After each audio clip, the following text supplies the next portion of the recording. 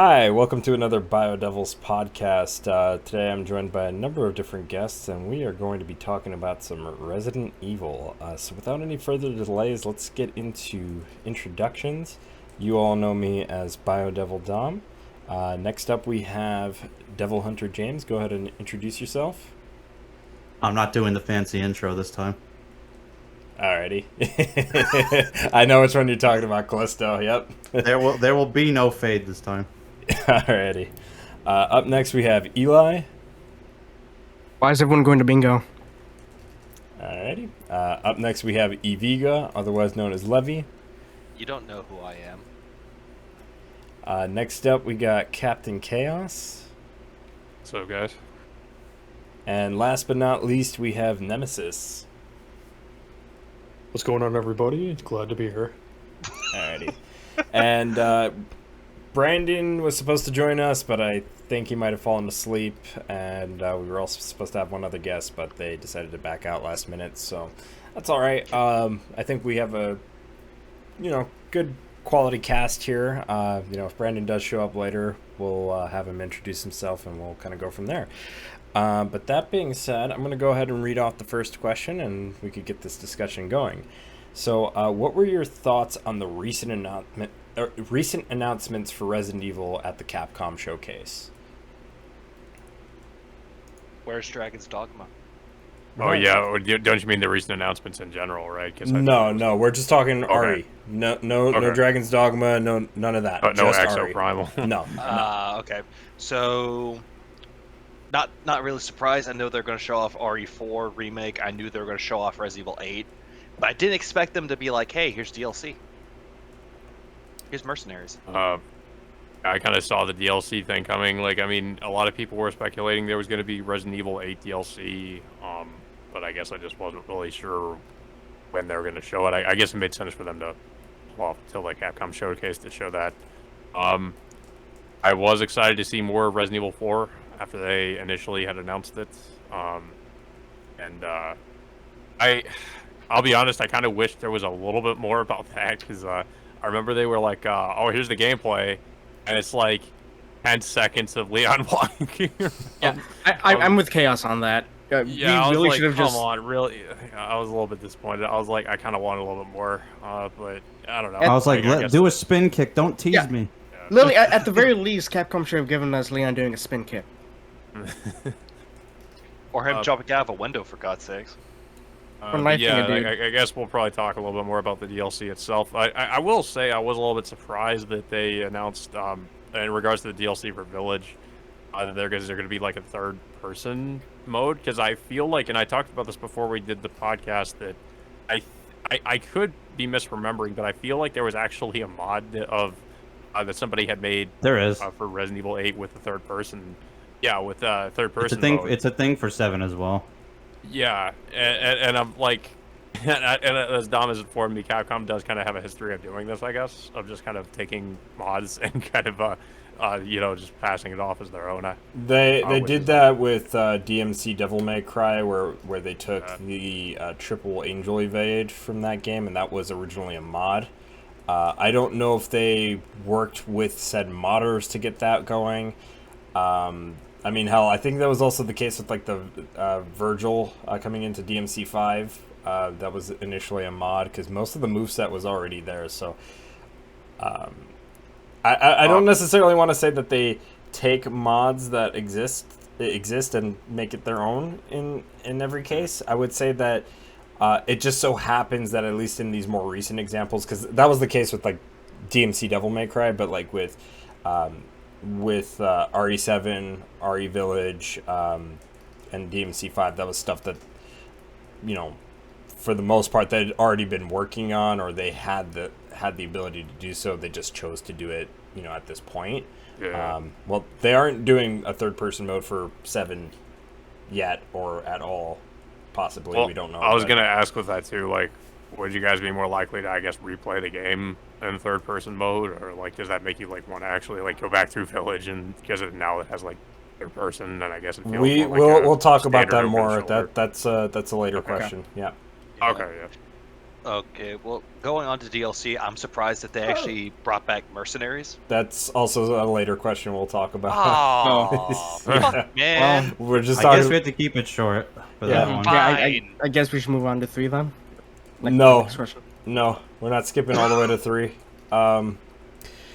We're so the question was just general thoughts. Of course, Chaos and Levy kind of jumped the gun and talked about almost everything. So Well, I'm that's sorry. not their fault. It just like, I didn't read the script ahead of time.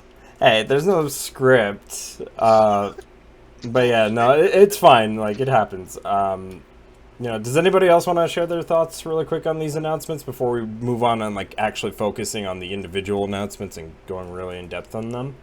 Well, I with my thoughts on the Capcom showcase, I thought it was great for the most part. I was surprised that well, actually, I wasn't surprised that we got the DLC for Rose. I had a funny feeling that Village was going to be about Rose, the DLC, because the way that Resident Evil Village ended. But I was actually surprised that they actually time jumped 16 years. So I wanted to say that because of that time jump, I feel like Resident Evil 9 will focus on Chris going after the BSAA, because that's the kind of thought that I have about that, because I don't think they're going to skip over that. I think Resident Evil 9 will be about Chris's story, and I think that will be his closure.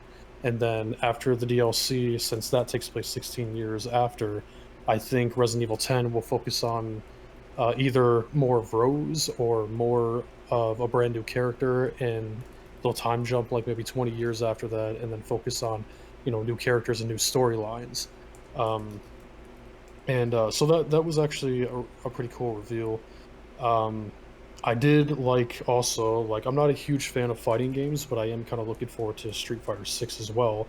And looking at Street Fighter 6, I feel like over the years, fighting games have kind of really died, and I feel like now I really hope Street Fighter 6 will redeem fighting games, because I feel like that's what's going to happen and redeem that genre.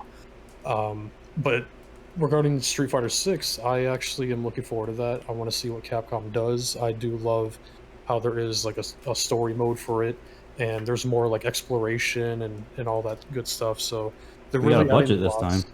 Yeah, and I think they are kind of fixing their mistakes from Street Fighter 5. I know the game's good now, but on the release, it was actually really bad. So I feel like Capcom is not going to do that again.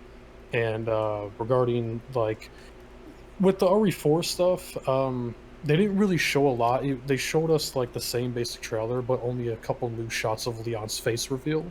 So I'm I kind of knew that they were going to go with the Resident Evil 2 remake model, but it, looking a little bit older, but doesn't look Making too, him look more like an alcoholic, because he is yeah, one well, in yeah, lore. he doesn't look- yeah, he doesn't Yeah. look more like an alcoholic for Vendetta. So I'm glad, and it's kind of nice because I love how when I found out that Dev 1 is actually taking over for this project, I was kind of worried that M2 was going to take it over, and I think originally they were going to, but because of the backlash the RE2 remake got, I think Capcom learned really quick from that backlash that okay, they have a right team here, because I kind of wanted, after RE2 remake, I thought Capcom was going to continue with that dev team with Resident Evil 3, and it's such a missed opportunity because a lot of people have been wanting a director's cut, and I hope Dev 1, since they did so well with RE2 and the amount of content they added with it, plus the new modes like the Ghost Survivors DLC, and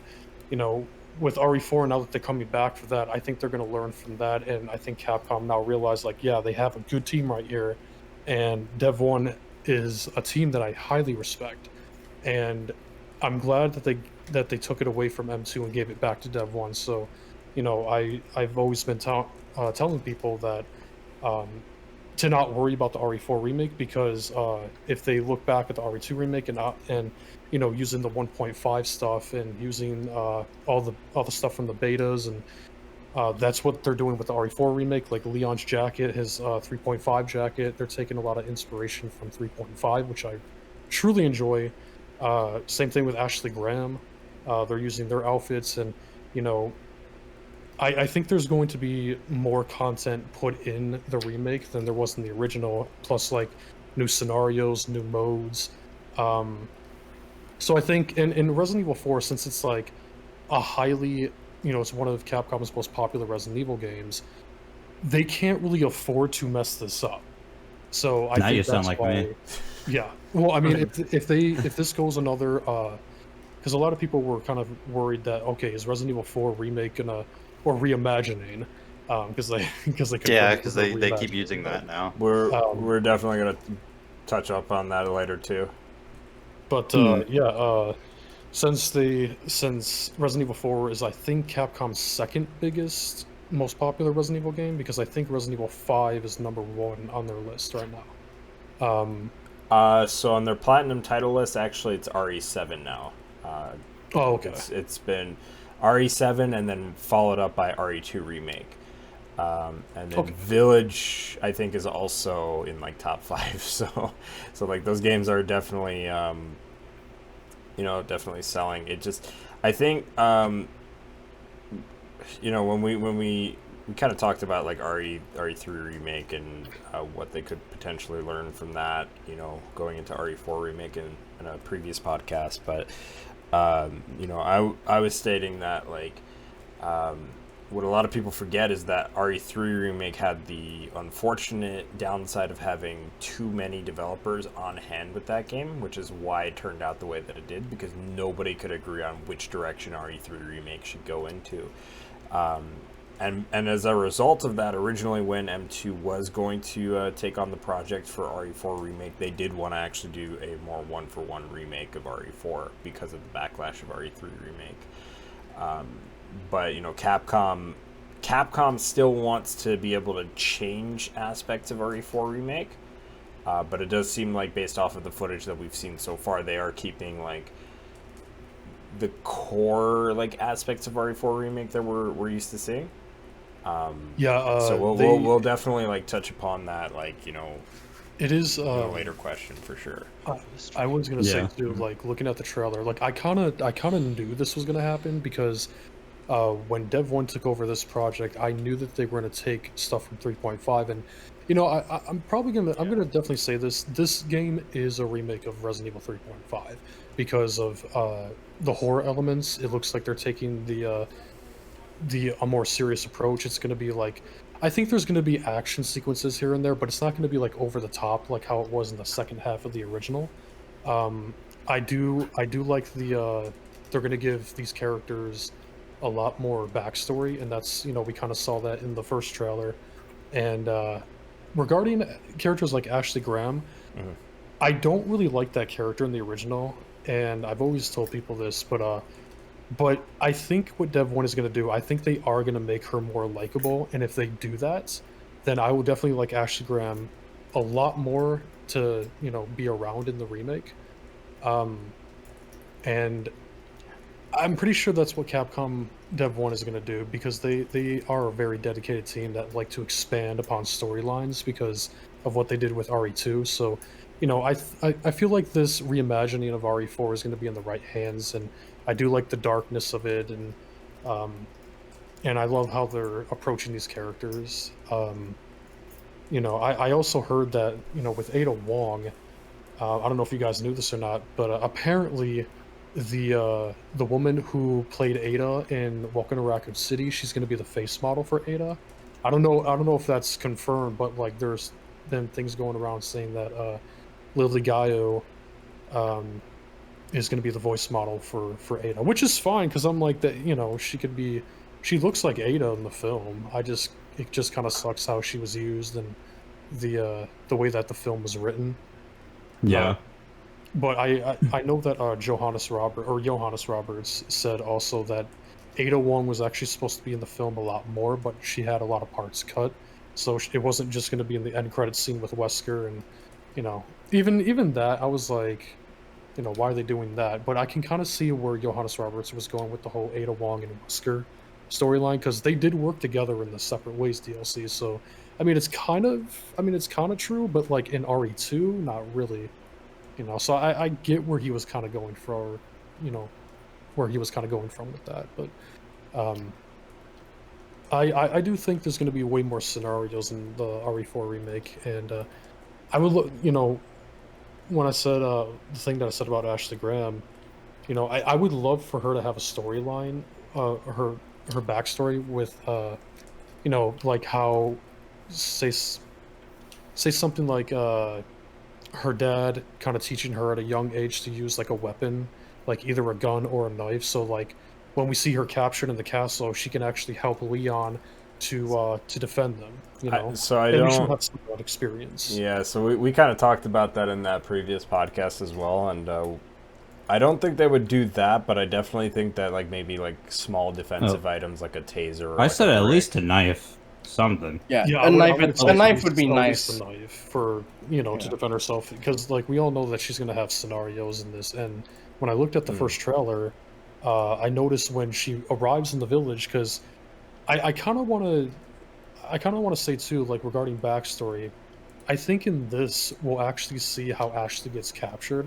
I don't know if it's going to be from Krauser, because originally in the original game he was the one who captured her and took her to Europe.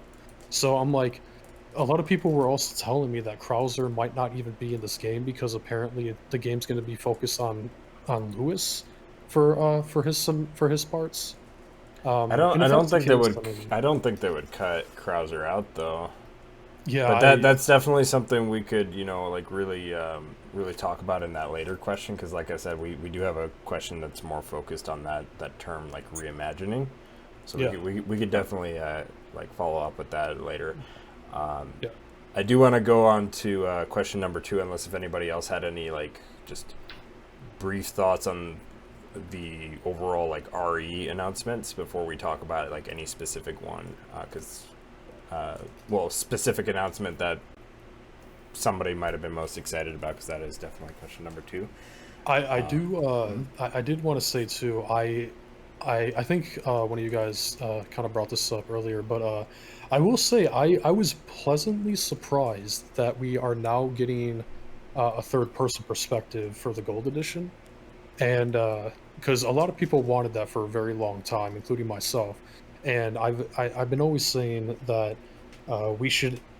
there should be at least an optional camera angle, and I know Capcom has the potential to do that with the RE engine, Well, because they already did over the shoulder and first person yeah, in the remakes in the brand new games like 7 and 8. yeah. And I was like, why can't they just make that optional? And they well- are finally kind of doing that. So. yeah, we'll definitely get into that some more, because Yeah. that is actually a question later on. But We got to get to these questions, man. yeah. Yeah. we So, gotta So get- much anyway. to talk about. Yeah. Sorry.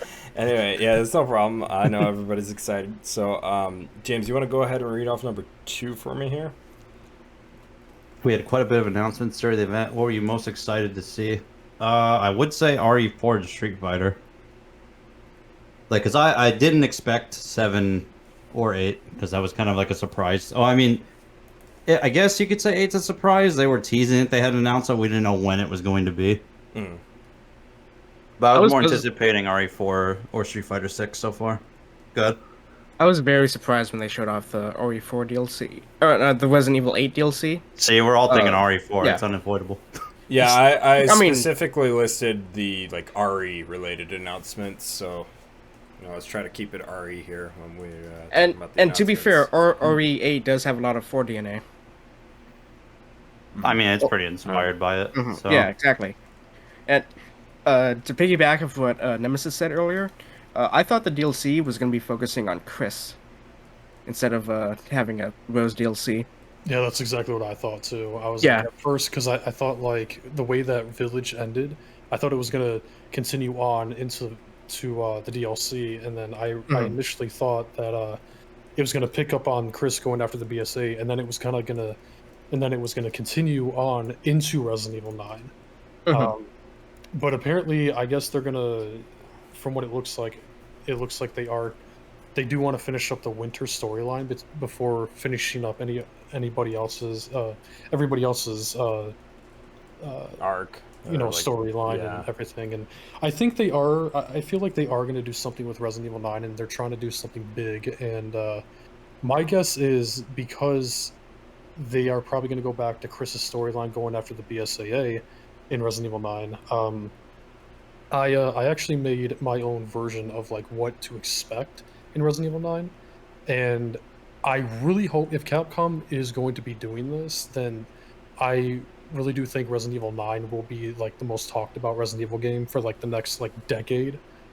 Um, and what I kind of expect is if they're going with that, I feel like this will be the game to not only give Chris closure, but I feel like I would like to see the old Stars members like Joe Valentine, Claire Redfield, Leon Kennedy, Rebecca Chambers, Barry Burton, and I would like for Chris to recruit them for Resident Evil 9 going after the BSAA to just to kind of like build his team bigger because he's going after the BSAA, which they are making bioweapons. So if they are doing that, Chris is gonna need a lot of help.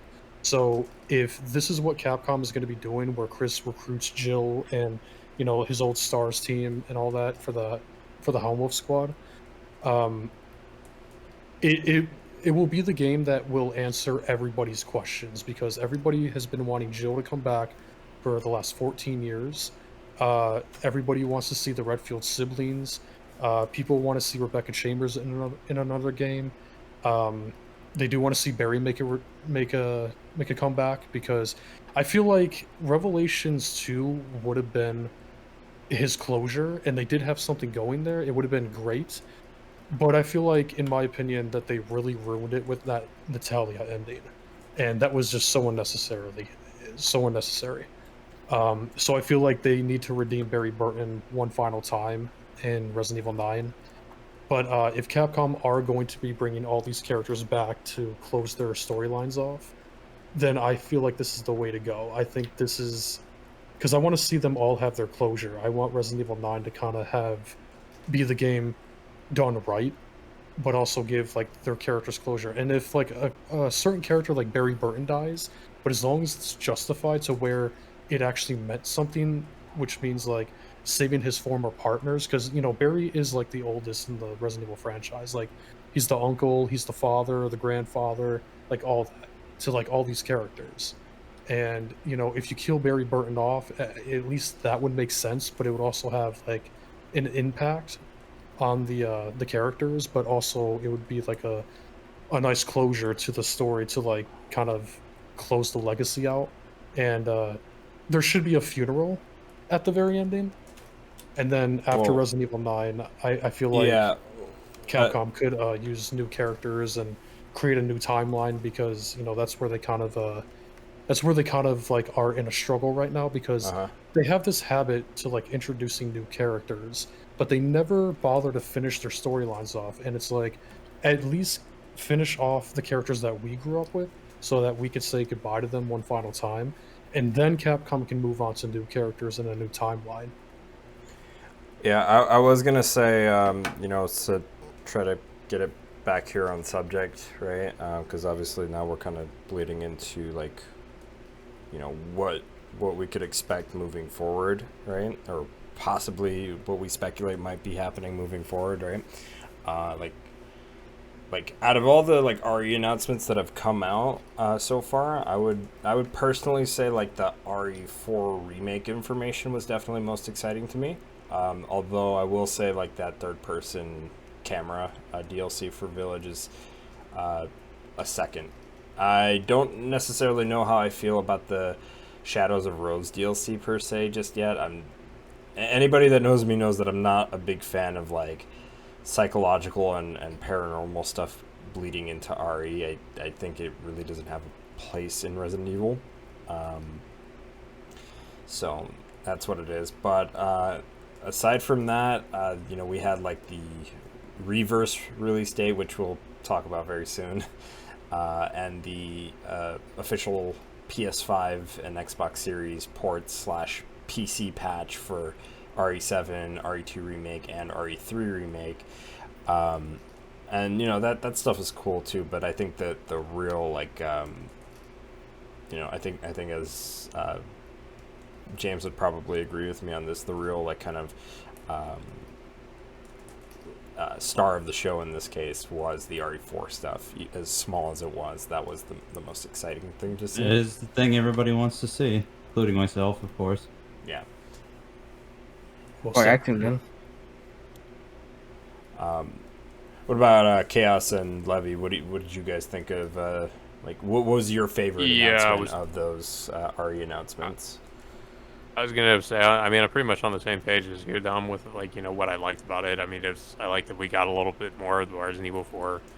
I expected a lot of the announcements, like the DLC, and I mean, I didn't really, but I mean, I didn't expect what the DLC was gonna be.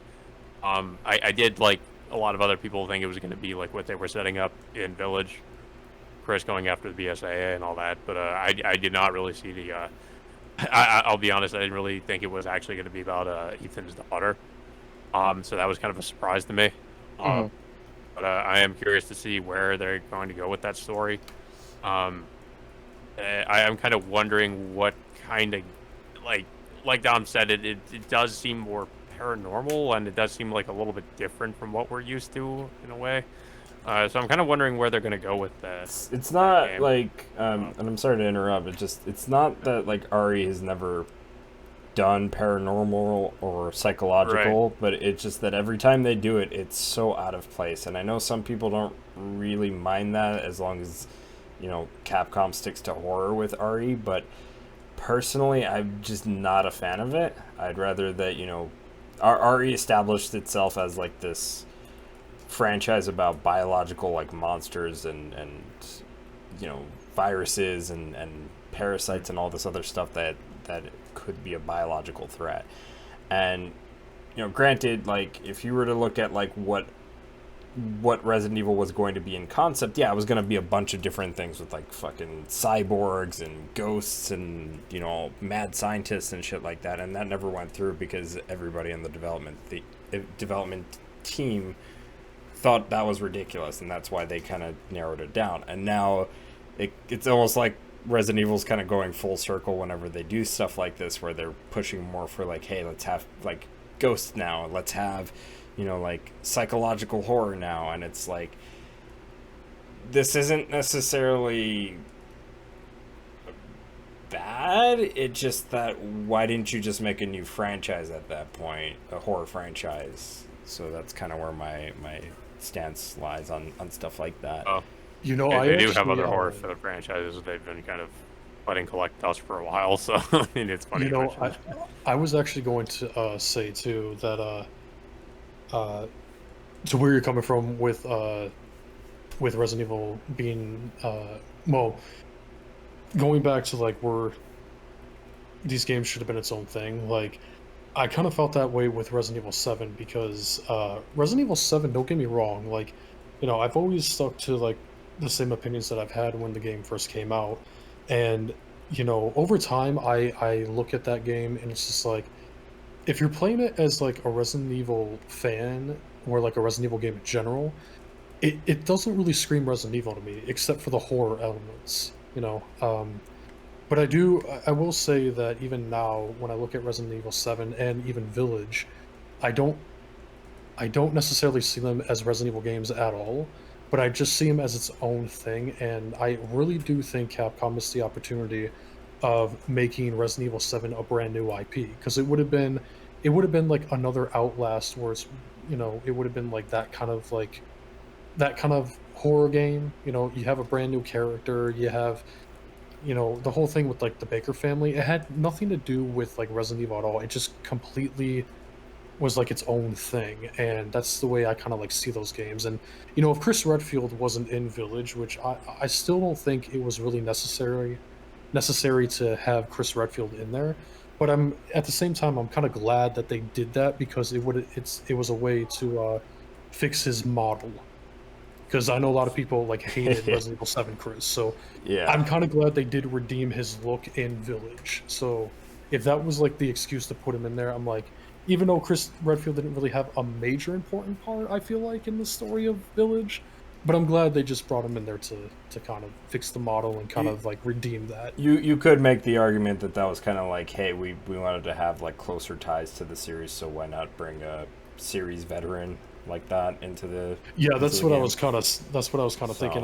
I'm thinking if they would have not had Chris Redfield in there, it would have been nothing Resident Evil. But I think you add a major character in there like Chris, I think it would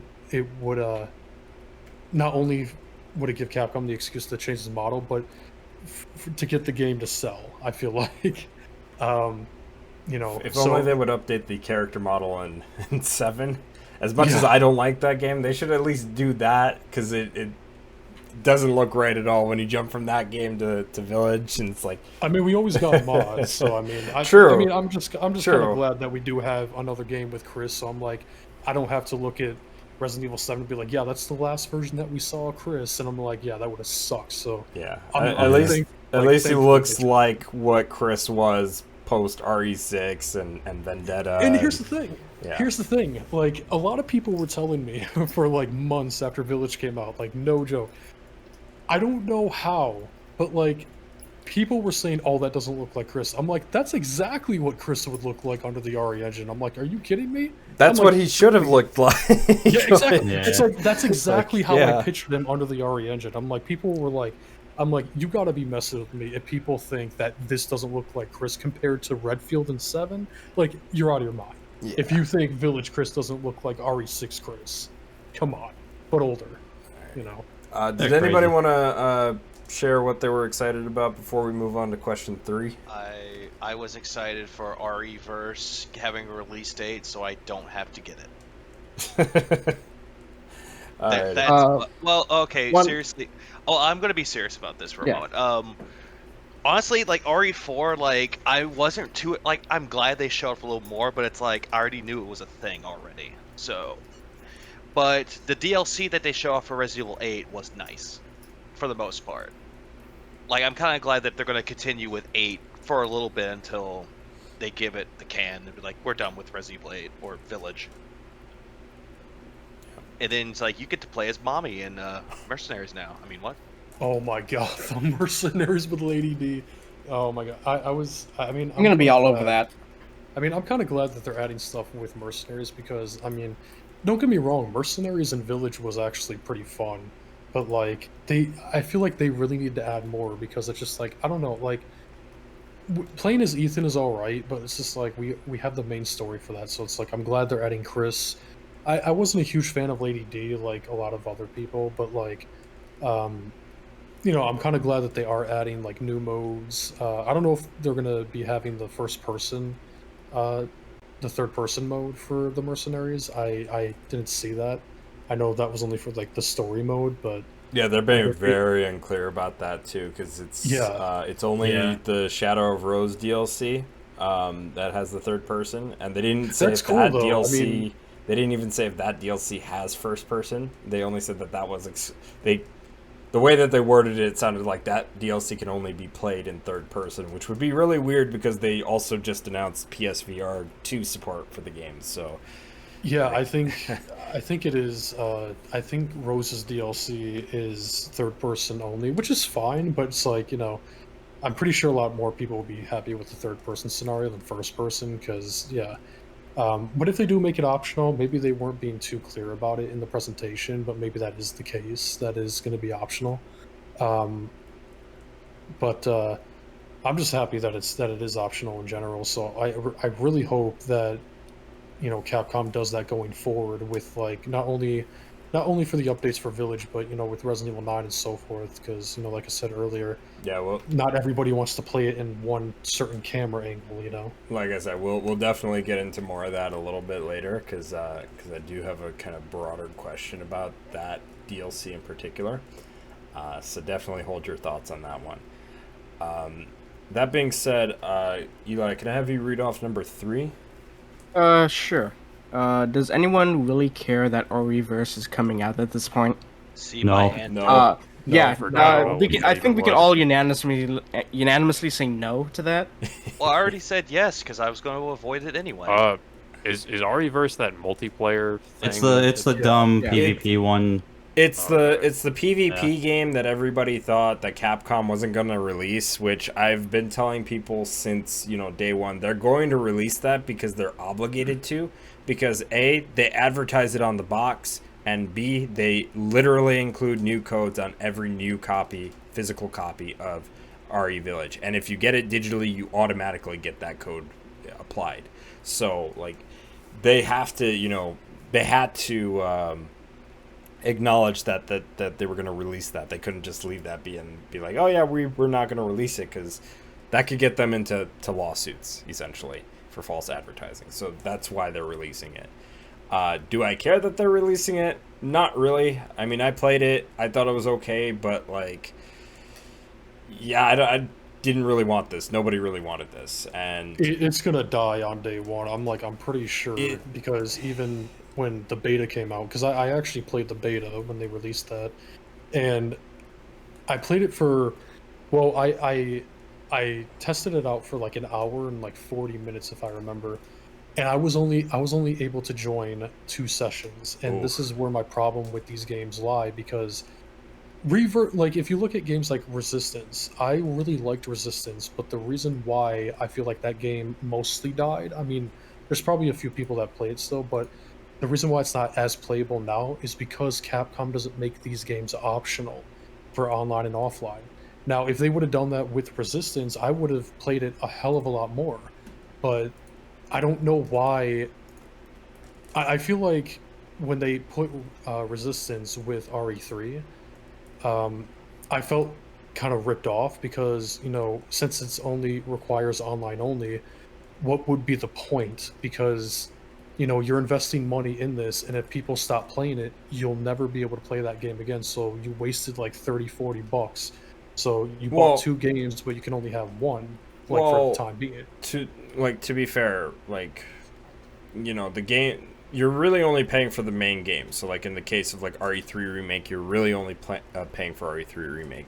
Resistance came in as like that add-on, essentially, right? Same thing with the add-on though. It's like the Resident Evil 3 itself should have been like 30 bucks on the release date, but like it's still, to me, it felt like a rip-off, because I'm like, Resistance was the game that boosted it up to 60, and I feel, and like, that feels like a rip-off. If that game was optional online and offline, then it probably would have been worth the $60. So see, I would agree, but the way that Capcom advertised it, they specifically stated that that game was coming in included free, and that's the same way that they worded it with like Village.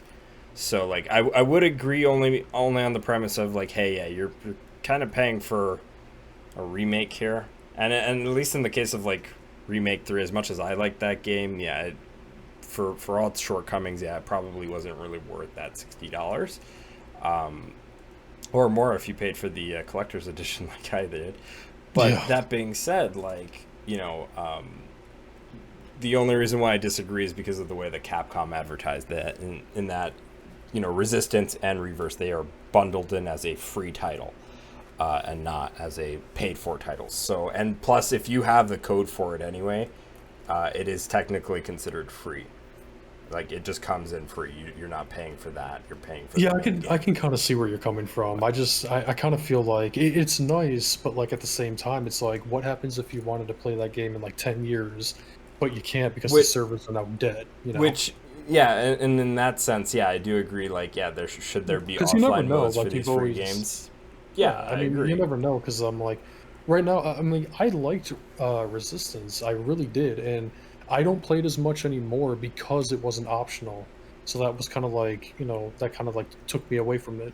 But if I was able to play that offline right now, and it was an optional thing, like, let's just say if the servers died in the next couple of years, but you couldn't play it online, but you could still play it with AIs and stuff, I'd be playing that stuff today. I'm like, it is a fun game, and it was kind of a missed opportunity, but that's what Capcom needs to do going forward, because they do have potential to make great games like Resistance and probably Reverse, but I think, it just and I don't mean to interrupt, but like, I think the other issue though too is that, like, we got to remember that this is coming from Neobards. Neobards is like one of their like partner companies, essentially. That is true. And don't get me wrong, like, it's cool that they're able to kind of jump in and like make an RE game from the ground up. I just hate that they have to be like you mentioned, like these online like PvP or PvE type of games, right? They really are kind of making vaporware on this stuff, to be honest. I personally think Neobards their usefulness was better suited to making HD remasters. As much as I, like, they got shit for, like, how they handled the Devil May Cry HD collection, the newer one, because the previous one was done by a different team. And then, like, Onimusha. Which honestly right? wasn't a bad game. Like, I will Yeah, say, like, with the DMC reboot, I'm like, no, it sucks not as the a DMC game. not the reboot. They did the HD collection, the second version Oh, of the really? HD collection. So like they did that, and then they also did the Onimusha HD collection, and both the HD collection and the Onimusha HD remaster, people had kind of well, Devil May Cry HD collection, they had some issues that were noticed on the PC version where like sounds weren't looping, certain textures were missing from like even the previous HD collection. I don't know if any of that stuff had been addressed in the final version because I don't actively try to look out for that stuff, but if it had, and I just hadn't noticed, right? Onimusha, on the other hand, like, it wasn't bad. It's just that, people point out, well, like, they can't use the original soundtrack. A lot of people don't realize that it was done by a fraud. And hold on, and also too, with what is it with that game, it wasn't done off of the Genma port, the Xbox original port of Onimusha. So and it sucks because like it was like it's still a good remaster. So I think like if I wanted to see Neobards do more stuff, I want to see them be like Capcom's dedicated remaster team for projects that Capcom isn't willing to put in too much money into, but they are willing enough to cater to fans despite that lack of interest in putting in an investment into. So like that's definitely something that I think would be a better opportunity for Neobards as opposed to them having to use RE Engine and constantly make these games that nobody's really asking for. And you notice too that they didn't announce a new game to get bundled alongside with RE4 Remake yet, right? Because that could change.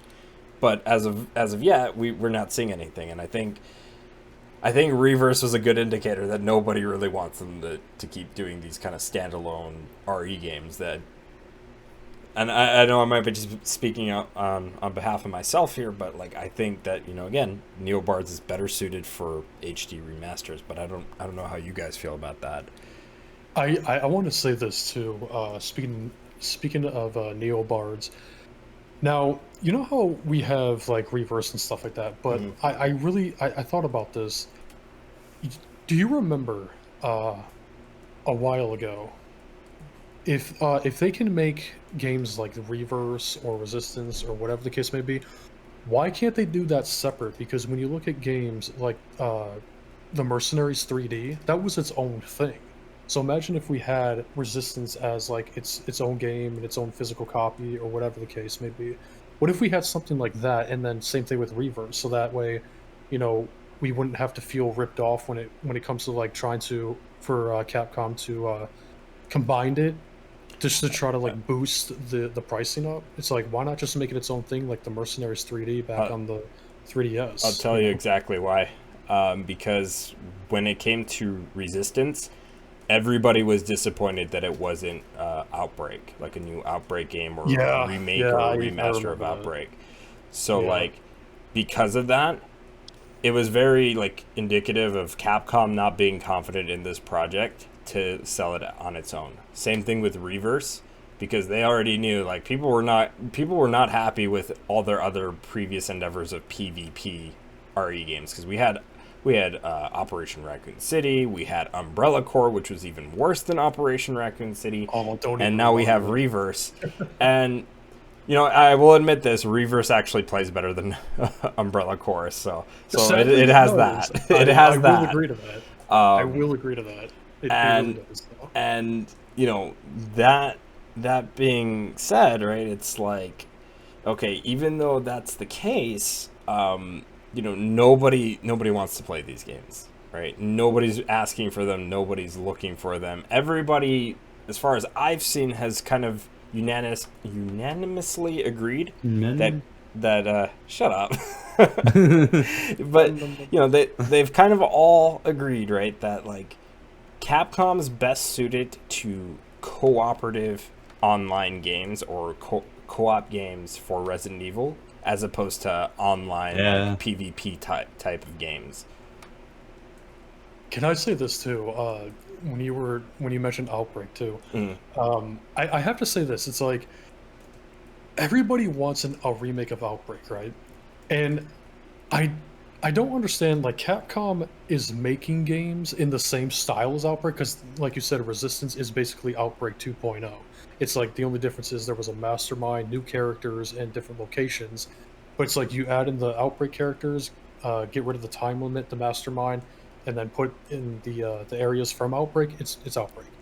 And I don't understand why Capcom can't give us a remake of Outbreak, but it's funny that they are making games similar to Outbreak, and I'm like, why are they trying to like forget Outbreak? It's like even just a remaster, like, because I think a lot of people would be happy with just an HD collection. That. You know, well, I think I feel like the reason why I know a lot of people were saying this about a remaster, but I can understand why Capcom is not doing a remaster because, you know, the game was originally an online multiplayer, and then back in that time, around like 2000, the early 2000s, you know, online gaming wasn't really as good as it is now because we didn't have you know, high-speed internet at the time. Right. Well, and their servers were trash, even if you played like the emulated version. So I'm not disagreeing with that notion of like, yeah, that's why that game died.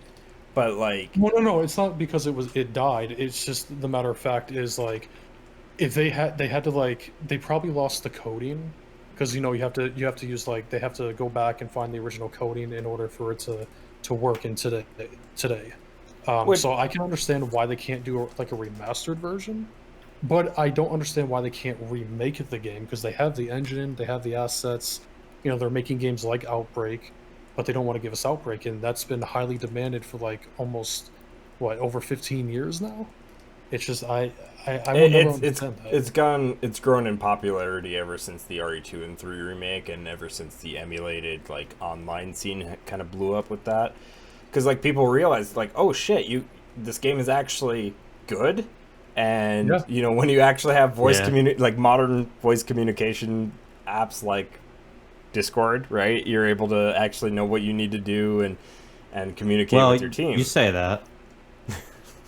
And I will say too, with Outbreak, and the reason why I say they need to remake Outbreak because I'm like, online gaming is like the biggest popular thing in gaming today, and this would make Capcom bank. I'm like, this is a huge opportunity that Capcom could be taking right now, because everybody plays online multiplayer games like all the time now in this era.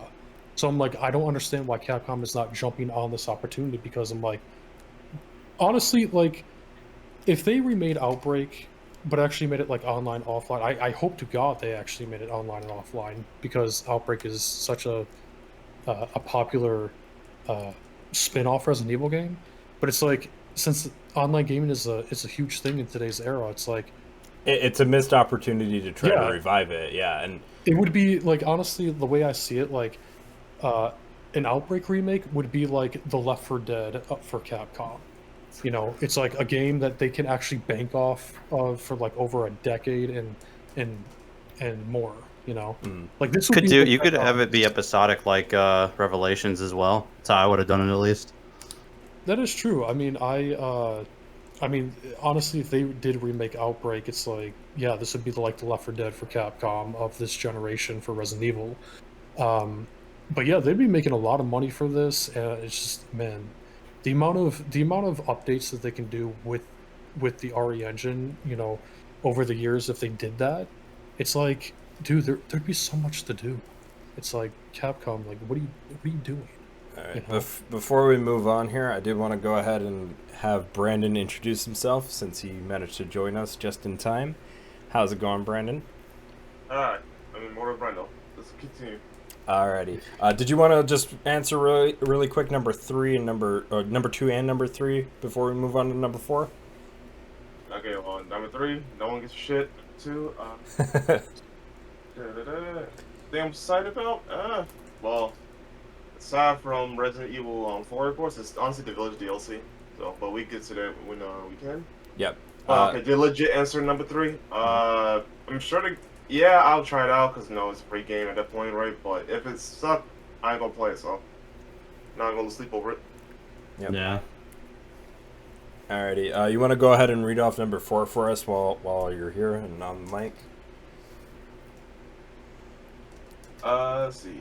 Resident Evil 4. I'm sorry. Resident Evil Village is getting a over-the-shoulder camera review for the story mode and the expansions.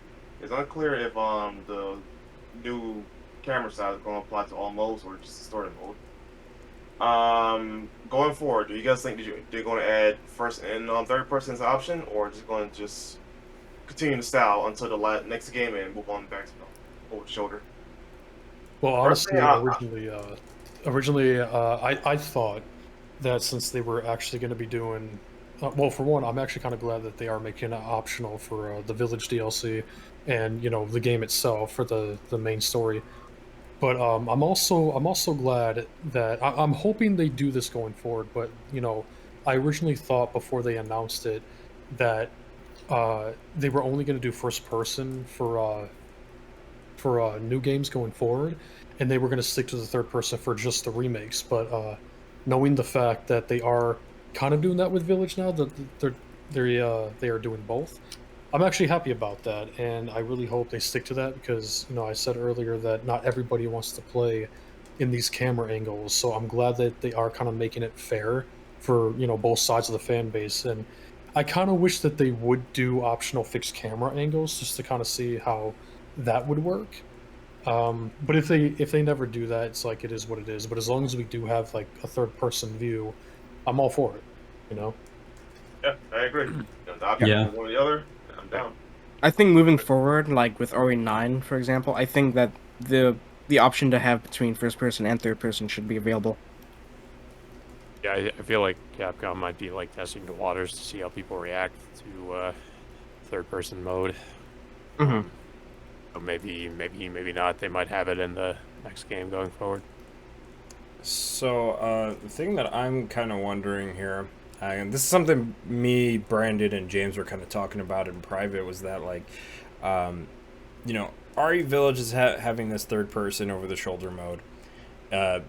The way that they worded the Shadows of Rose DLC, it sounds like that mode is only going to be exclusively in third person, which is kind of weird because they just announced that PSVR 2 support.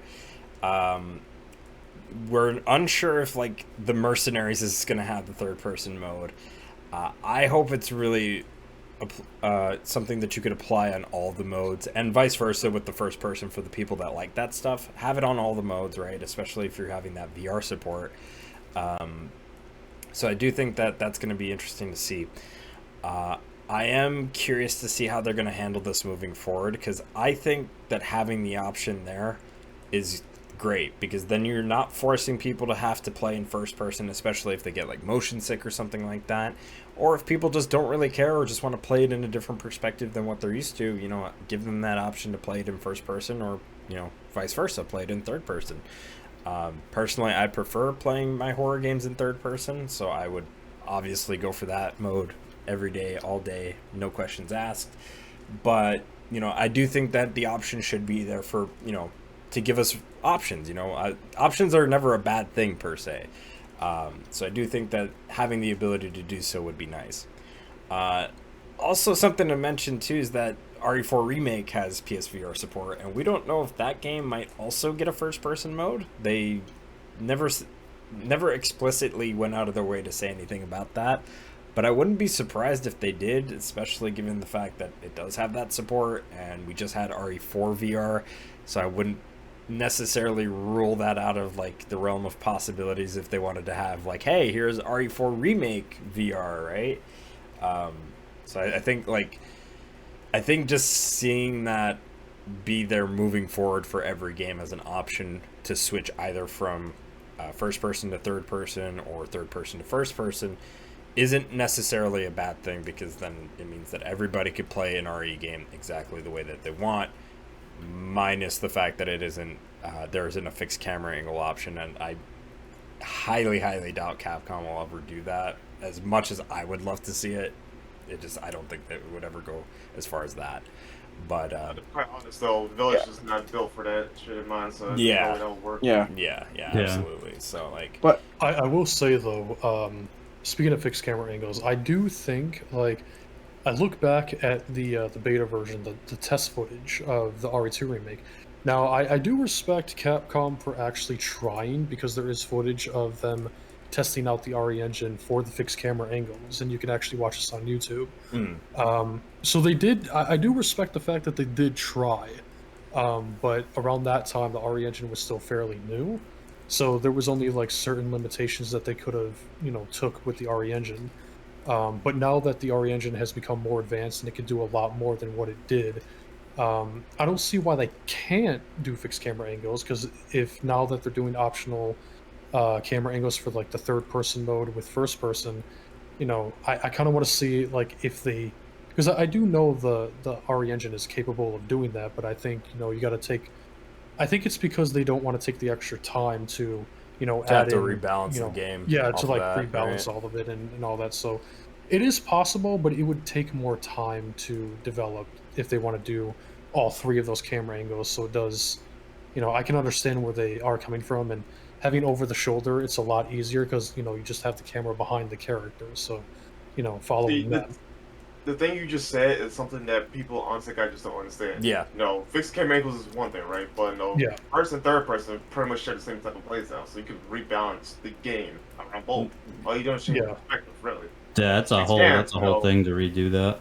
yeah, 'cause with yeah. fixed And cam, though, like, you gotta like change how the enemies behavior, how the characters react, and all that.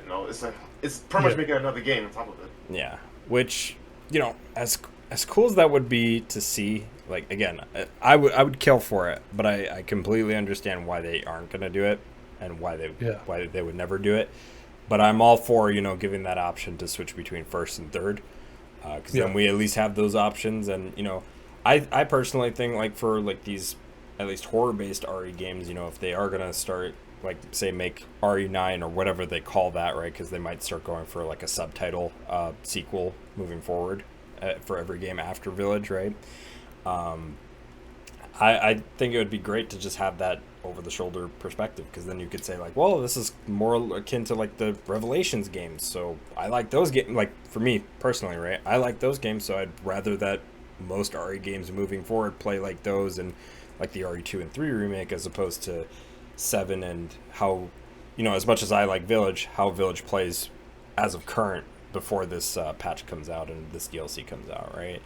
So I think that the option being there is just great, and I think that moving forward, it would be great to see for like every game.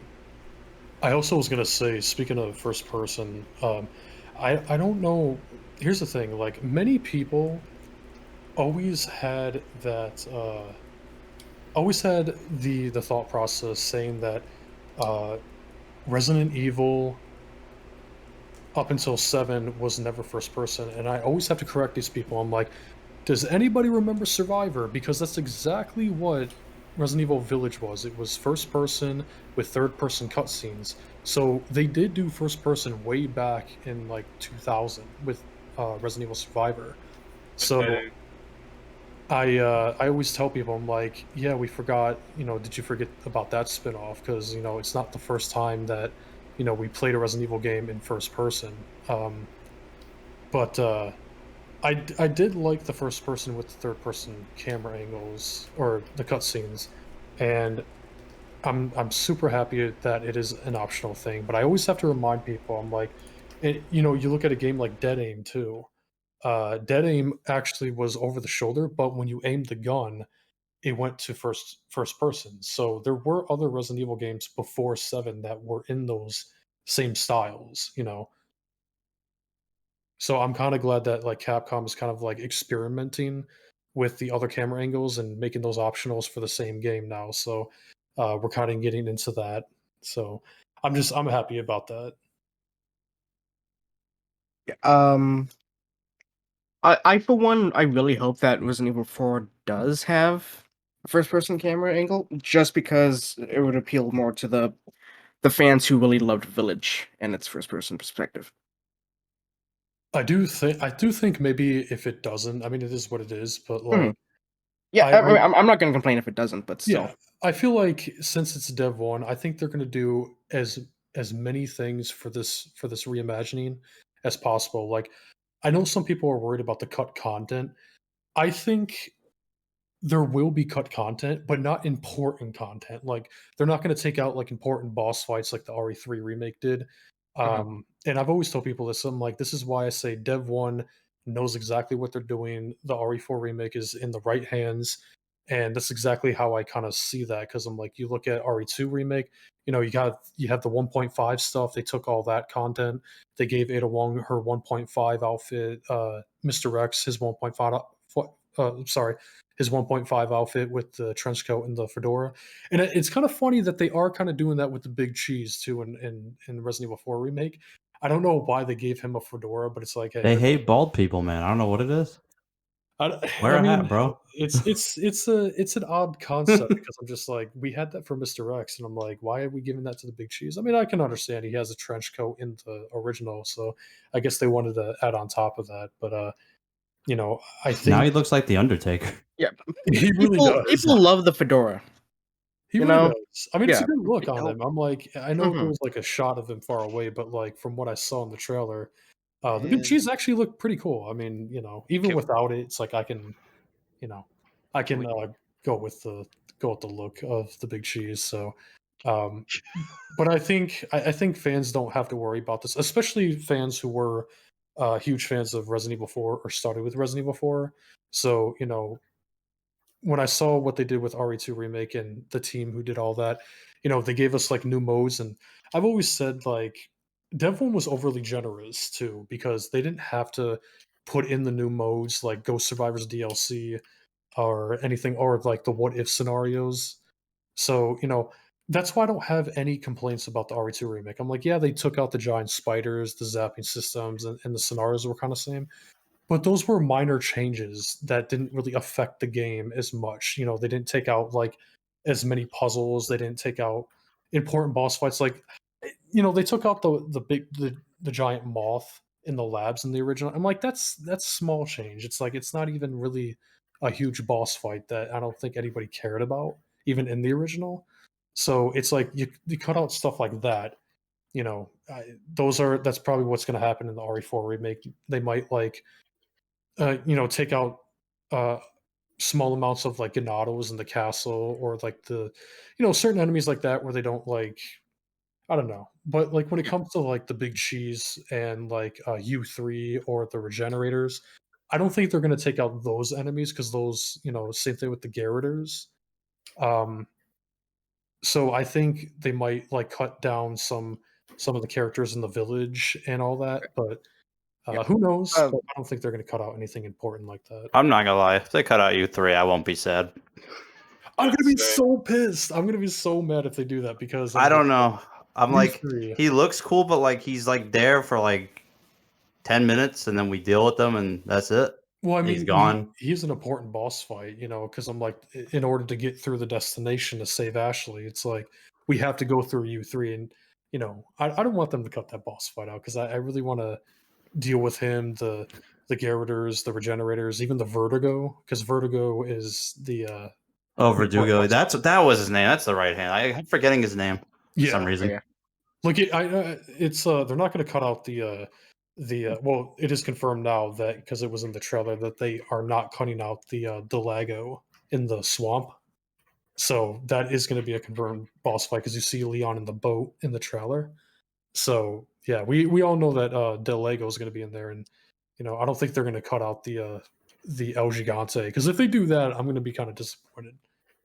That'd be such At a least make U3 good. That's my only thing with that. You know 'Cause what? I don't like him. It's my least favorite boss.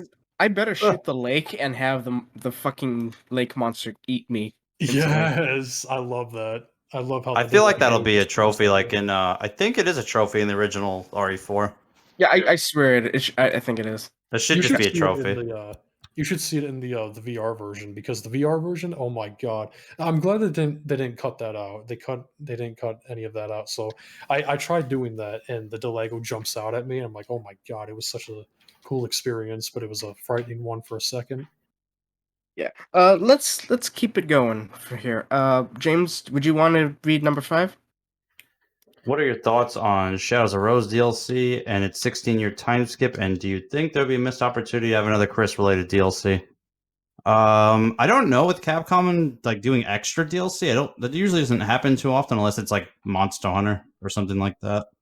No, For Resident Yeah. Evil, every yeah, RE, after 5, well, start with 5. it's like a one and big done. DLC. Yeah.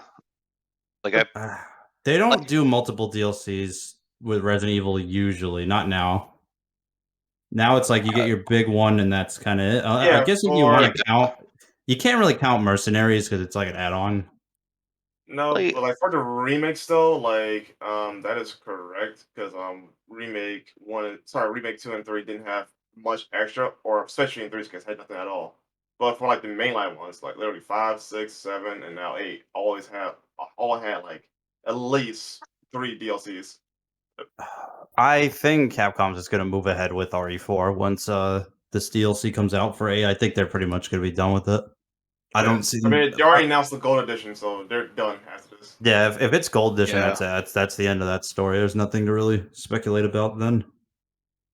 I was saying earlier. I'll just say it again for this question, but I feel like with the Shadow Rose DLC, this is going to be Capcom's way to ending the winter storyline, because I feel like they are saving Resident Evil 9 for Chris going after the BSAA. So I think they're gonna definitely time jump. Like a lot of people are like yeah, Chris is old, he's old, but like I think they're gonna go back. I think for Resident Evil 9 it's gonna be like a prequel to the Village DLC. So they're gonna get Chris's Yeah. closure out of the way with him going after the BSAA, and hopefully he recruits his old STARS members like Jill and Claire and Barry and Rebecca and all that, so they help him in the Hollow and Squad to go after the BSAA. So I'm pretty sure Resident Evil 9 will be the main character's closure. I'm hoping that's what they're trying to do. I think they want Resident Evil 9 to be that. So they're going to yeah. get this out of the way with Rose, and then Resident Evil 9 will be that the finish off the story of Chris going after the BSAA, and then hopefully they'll do another time jump for Resident Evil 10, and then we'll focus on like brand new characters and a brand new timeline, and but hopefully Resident Evil Yeah. 9 will be Chris's closure. That's the way I kind of like see where Capcom's going with it. Yeah, and the whole thing with the time skip, I thought that actually made a lot more sense because throughout the entirety of 8, Rose is just a baby. But also, I kind of want to see how they work with the DLC with it. Like, does she know about her parents, where they came from, and because she has no idea what her powers are, so it No, makes she sense does. that. Well, I'm saying, no, I'm saying more. I'm more of a general idea of what they are. Because when the trailer showed off, she's like, "Why do I have these?" Yeah, she's saying why she doesn't have these though. She's aware of her powers though, but she doesn't like that she had these powers. Yep. I just hope they don't pull like a woke thing with that. God. No, honestly though, I'm actually not in favor of the time skip. Why? Because for Cyrus though, she's obviously a technically a mold child between Ethan and Mia, right? So she, in theory, would have accelerated aging to get push up to adolescent ages sooner. So the fact that they went out of the way to go ahead and time skip now kind of puts a lot of questions in place. Like, are they going to like continue on from here, or well? And of course, like I agree with Nemesis though, they're probably just going to continue on from what Chris's side of things, and From then maybe 9. gradually move on up to the year that Shadow of Roses takes place in. But I feel like this is a way too soon or too sudden jump forward in time just for a piece of DLC. It's not a game based around it. I'm not too keen on it. Yeah. I think setting it like 16 years into the future is its own contrived way of making it a more self-contained story while they focus more on the BSAA stuff with Chris Redfield. I think Capcom's going to trap themselves if they keep doing time skip stuff. It's like, all right, so how are the other characters still kicking now? Like 50, 60 plus? And then Barry's on a friggin' wheelchair at this point? Yeah, and yeah, this I is, think they're mainly just going to focus on Rose. and this is kind of like what I was saying earlier. It's just like, because a lot of people, because if they are doing, what I mentioned about Chris recruiting Jill and Claire and Rebecca, Barry, all them, Resident Evil 9 will be honestly the most talked about Resident Evil game for years to come, because I'm like, you have that team up again, and we see, it will be the game where we get to see that closure for these characters. And um, if they are doing this with Resident Evil 9 with Chris, it will answer everybody's question, because I was saying that people have been wanting Jill Valentine to come back for 14 years now. So they bring her back in this one final time. People want Barry back, Rebecca Chambers to have her own game. People want to see the Redfield siblings together again. So all that could be answered in Resident Evil 9 if Dev 1, because I want them to write the story for it. And if they do that, we'll see this team up with all the main characters that we grew up with. They can have their closure, and then we can finally say goodbye to these characters one final time, and then we can move on to a new timeline. So if Capcom really doesn't want to mess this up, or for fans to keep asking about where's the specific character at, that's what they should do in Resident Evil 9, just to kind of close it off and answer everybody's questions, what we've been asking them for so many years. Alright, Right. I'm back. What question are we on? We Five. were just yeah, 5. Number 5. Number 5. Numero 5. We're talking about the Rose DLC and time skip. John, just to catch you up a little bit though, Yeah. I mentioned that I'm not okay with them time skipping it. Oh, okay. Like James also mentioned too that they could wreck themselves in the hole if they constantly do time skip DLCs again. I gotta put this out there before. I'm sorry. Go ahead. Yeah, I'm sorry. I didn't mean to interrupt. It's just that I think the problem that I have with like a time skip DLC is because they skip time, right, and they'll write something, and then later on when they get to that point, if they get to that point in the story, right, they'll write something else that might retcon or conflict with the thing that they originally wrote, right? So there's one issue. The other issue that I personally had with that is that I feel like they could have just saved that for a later game. And I do think that it would have been a much better idea to focus on, the immediate thing that they were kind of focusing on, with like Chris being like, well, the BSAA is corrupt now, and I need to find out why they're corrupt and why they're using bioweapons. Like, that would have been a much better idea, because people already were really hyped up about Chris being in Resident Evil Village. They really enjoyed his segment, right?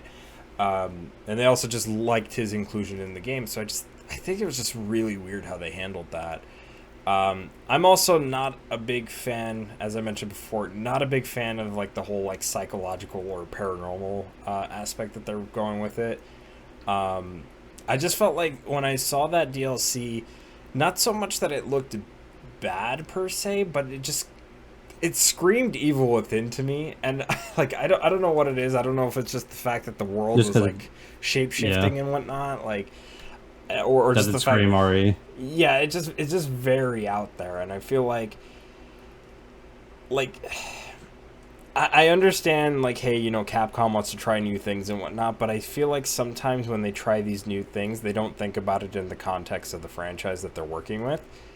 And, like, this would have been a better idea for, like, a new, like, horror IP if they wanted to, try to make another IP, given the fact that they've, already announced Exoprimal and Pragmata being 2 new IPs they're working on, right? Why not try to make a new horror IP that's just completely, like, balls to the wall in terms of, like, psychological horror and paranormal horror, right? As opposed to just splicing it into RE, which is more so about like biological, like viruses and monsters and like parasites and other things that are tangible, essentially. And I will say, to top on that, Dom, I'm glad. One thing I'm really happy about is I'm glad that Capcom are actually making new IPs and not just relying on Resident Evil, because there's so many opportunities that they can be doing with the engine, with the RE engine. And now that they are expanding outside of Resident Evil and Monster Hunter, it's like I respect them for trying something new, and I am looking forward to Pragmata and their other stuff, including Exoprimal. And I don't know if you guys knew about this or not. Originally, Exoprimal was the Dino Crisis remake, and Capcom, since it was going down like, basically, it almost became Dino Crisis 3 again. So Capcom took, it strived away from the Dino Crisis formula. So that's why, we have Exoprimal. So they kind of, you know, thankfully Capcom didn't make that mistake. So they, So what you're saying is they pulled an early 2000s Capcom where they looked at something and they yeah, were like, "This isn't exactly the thing, Yeah. so let's yeah, make they, something new out of it." apparently, what the case was, it's like Exoprimal was originally the Dino Crisis remake, but because it strived away too much towards the action route and it became like more like Dino Crisis 3, they stopped the development of Dino Crisis and they made it a new IP, which I'm glad they did because, thankfully they kind of learned from Dino Crisis 3 that, yeah, maybe we shouldn't do that again. And that's why supposedly now we have that Regina lookalike model. But originally they were working on Dino Crisis with Exoprimal, but because it strived away from that formula, they were like, okay, let's not go a whole Dino Crisis 3 route again. Let's not do that. And Yeah, see, so I'm kind of glad they made it a new IP. See, But I will say, I'm glad that they did it because when I look at Exoprimal, it does look like a fun game. But I'm glad because I believe with Exoprimal, Capcom are gonna test it because they know that fans want a Dino Crisis remake, and I feel like Exoprimal is that game to test to see if Dino Crisis fans still want a Dino Crisis remake after all these years. if dinosaurs are think, still popular, basically. Yeah, So, exactly. Yeah. They want to test to see if like people still are interested in Dino Crisis, and I see a lot of people not excited for Exoprimal, and I always tell people that's exactly what Capcom are doing. They want to test the audience to see, okay, you want that Dino Crisis remake? Support this game, and then they'll show them, you still want that remake, so then they'll go ahead and do it if Exoprimal does well. And I always say it's like people might not be excited. I'm not too excited about Exoprimal, but I am going to support the game because I want that Dino Crisis remake. So if Exoprimal does well, we will get that Dino Crisis remake. So I'm like, I always tell people, I'm like, if you want that Dino Crisis remake, support Exoprimal, because if that game does not do well, we may never see a Dino Crisis remake, and this is to test that, to see if they still want it. Yeah. So, kind of going off of that tangent, that's. I kind of wish they would do that with this particular DLC, because like I would have been fine with them doing the time skip and not having that aspect of it, right? And just focusing on Rose and maybe a different threat that's related to the molded 16 years after the fact. But I think a better DLC, which I know Brandon, you definitely agree with me on this, is having a solely focused DLC on Chris. Or hell, I know a lot of people were wanting this in particular, bring back the cut concept of Ada and maybe splice that into the game somehow as a DLC chapter. Yeah, I want to say my piece on this actually. Yeah. You're right, though. Chris should have been there. I want to see his side of the events, of right? the story, we actually right? don't see. Yeah, I want to see his side of the events. How he survived that crash. How he got down to the lagoon. How he got to Hasbro's factory without getting detected or whatever, right? I want to see his side of the story. On top of that, though, that would have been a great way to have Ada in as a way of as her agent, as a sleeper agent, in the village. I was one thing that that the scrapped Ada Wong DLC didn't happen. I thought that was going to be the DLC, to be honest, or the Chris DLC. Honestly, But, that's what I wanted as DLC. Yeah. per se. I mean, But, maybe they'll save her for Resident Evil 9, but like, knowing the fact that Ada did get scrapped and I saw the scrap concept, I'm like, imagine what could have happened. It's like, I feel like she did help Ethan throughout different stuff, like throughout the main game, like from a distance. Because I'm like, I always have to question, like, was she the one who rung the church bell? Because I'm like, you really think about it, she did the same exact thing in the separate ways to help Leon in the village in 4. So I'm like, we can call back to Resident Evil 4. Exactly. I'm like, who rung that church bell? I'm like, it wasn't Lady D or Mother Miranda, I don't feel like. It had to be Ada. I mean, I'm still going by that logic. I don't care what anybody says. I feel like Ada was there, but I don't know. Yeah.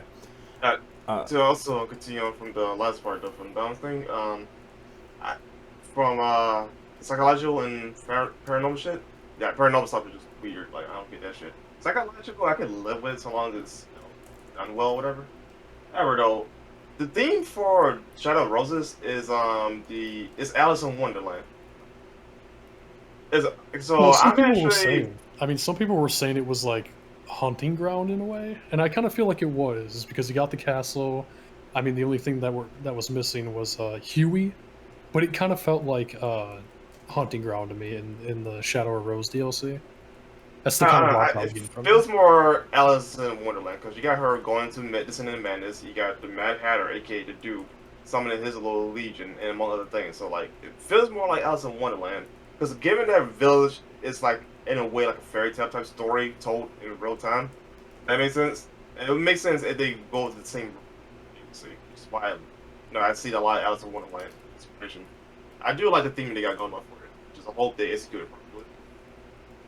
You know, I also I wanted to say too, when Dom was saying about like the characters with the time jumps and everything, um, I've been saying this also, but like I don't understand why like Capcom decides to create new storylines for like new characters because I'm like, it's a missed opportunity that Capcom has over 100 Resident Evil characters. It's not just the main characters in the first 8 games. You got all the spin-offs. You got the Outbreak characters. I would love to see Kevin Ryman make an appearance. I would love to see the people from Revelations. I mean, Jessica Sherwatt was a potential villain that they could have used, and I'm hoping maybe they are going to bring Jessica Sherwatt back because she did betray, her former teammates, and then I think originally she went her separate way, including um, Raymond Vester, and I kind of want to see what happened to them because they're kind of like doing their own thing right now. But like the way that Revelations 1 ended, it's like clearly they might be doing something behind the scenes. And now that the BSAA are bad, I feel like Jessica and Raymond Vester are working with them, and they are one of the responsible people who are creating the bioweapons with the BSAA. So I feel like, because they were with Jill and Chris in Revelations, it would kind of make sense for them to come back in like Resident Evil 9 if they are going with that storyline. So that'd be interesting, an interesting storyline to tell, but it would make sense, and maybe I don't know if it was off screen, but eventually eventually Jill and Chris Redfield found out that Raymond and and Jessica Sherwatt betrayed them in the BSA when the BSA was still good. So it would kind of make sense to bring them back. I mean, it would make sense for Jessica and Raymond to be responsible for some of the BOWs. Maybe they use the T-Abyss virus because who knows what happened with that. There's so much explanation, like so many answers or so many questions that need to be answered. So, did anybody else want to share their thoughts on this question before we move on to number 6? I think we kind of covered it. Alrighty. Bring back Plague Doc Ada. That's all I want. Alrighty. Hey, Chaos, can I have you read off number 6 here on the dock? If you're still here. He's dead, Jim. Someone killed the Chaos. Alrighty, how about you, Lovey? Sorry about that. He's Oh, Chaos lives. Man woke up. Number 6? Yeah, number 6. Yes. What's your impressions on the new update / Mercenaries? Mommy D. Mommy D. I don't have much of an opinion, so everybody else can go. I want Isn't it- Lady D to have a sitting down finisher. I want to play as Mommy D so I can throw chairs at people. They didn't ask how She needs a ground pound ass. They didn't grab. Barring barring the horny right now, because Yeah, I was gonna say they didn't ask for horny. Do we have a third person mode though? So, yeah, okay. say that's we're a horny. good question though, like, are they gonna have persons? you're cutting out a bit, Brendan. Oh, am I? Yeah, you were like kind of fading away as you were saying that. Bye, I Brandon. feel like, okay, but that's a good question though. They should have a third person mode. Small. Prior to that though, I'm actually excited to fucking play as Christopher. No, Heidelberg and Lady D were a pleasant surprise though, but no, Chris should have been there since day one, in my honest opinion. But hey, he's here now, so and he's looking like he could be overpowered. Not gonna lie. I'm a little disappointed that the rest of his squad isn't playable with their unique weapons, because like they had a bunch of unique weapon models in the model viewer that you don't ever get to use as Ethan. And same kind of deal with like maybe that one BSAA member that they found that was infected or whatever, because he was a BOW, right? Like, wouldn't that be cool just to play as this random BOW BSAA member who's got like some other weapons that those characters aren't able to use as well? Like, it's cool that we could play as boss characters, but I don't know. I feel like it was a missed opportunity to bring out the characters that probably deserved a little bit more of a spotlight. They chose those two in particular because they're really popular. Because Lady D, for obvious reasons, Heisenberg, that kind of stole the show once you got to the factory. Like, I think he chose those two just based on popularity and more than anything else. Yeah, so that's what I said. It's just weird just going to play as Lady D. She's tall as shit. Like, how's she going to function? So I'm looking forward to the Chris part in Mercenaries, but I found that funny that you could play as Lady D and Heisenberg, and I love how like she actually like choke slams all the enemies. She has to crouch through all the freaking doors. You can do that to me anytime. Yeah, I'm sure. Yeah. I'm gonna hit you with the horny bat. Oh, Jesus. Do it. Get the horny bat, yeah. Granted, I think her and Heisenberg are probably, as much as I love Chris, they're probably the more interesting characters since they're the boss characters. Well, it's actually insane that it's insane that they decided to have those as playable characters. Also, do you guys think, I was going to say too, like, if the Mercenaries is going to be in third person, do you guys think, because now that Chris is a playable character, do you think they're going to add some of the original costumes from the other games? If they go third person for the Mercenaries? I'll take RE5 Chris, please. Yeah, that's a good question though, but I kind of doubt it because, well, given the nature of Village though, we don't have alternate costumes, so I highly doubt we will have extra costumes for like Chris and Ethan, for example. It'd be cool though. I mean, now that we have that third person mode. Yeah, it would be nice because. But that is a point I never levied against the first person view for Resident Evil. No costumes, can't see the characters, so why the fuck bother? That's kind of ass, actually. Well, it's not an excuse now that we have a third-person mode in Village coming. No, so. Back when I criticized the first-person stuff, I never really took into account, oh yeah, no costumes since I can't see the character. It's kind of... in fairness though, it doesn't necessarily will stop costumes, because, we've all played Call of Duty, right? You can get different skins and still, see the body, right? So, like, that's... I'm not going to use that as a levy against first-person, though. But, I can see why they decided to go against it, considering that you're not spending most of your time looking at the character model, But, yeah, it's whatever at the end of the day. But I do hope they're adding costumes because, come on. Yeah. What about, I was going to say, too, do you think they're going to add, like, for all the characters, like, well, especially with Chris, I don't know about Lady D, because I think her only weapons is going to be her fist. But, like, when it comes to, like, Ethan or Chris or Heisenberg, do you guys think they're going to add like all the weapons, like the launchers, the machine guns, like for every character? Well, that will depend on how they balance mercenaries, because the original mercenaries, it's like 8 stages, right? Well, 4 you can use pretty much any loadout you want for the most part. I was going to say like maybe like loadout. Yeah, I was going to say too, like what if like there's extra guns in there, like extra weapons, but like you have to get a certain grade to unlock them, like a certain rank, I'm all for them adding more extra weapons though, but if I can't use them in all stages though, that's a problem. That's the issue I had with the Village of Shadow stages and Mercenaries. I can't use all the guns that were available previously. Yeah, those are pretty bad, the way they designed the Village of Shadow stuff. Just in general. Yeah, because you give you the worst handgun, you give you a magnum that you can't refill the bullets in, and it give you an expensive grenade launcher. Like, come on, you lose yourself for failure.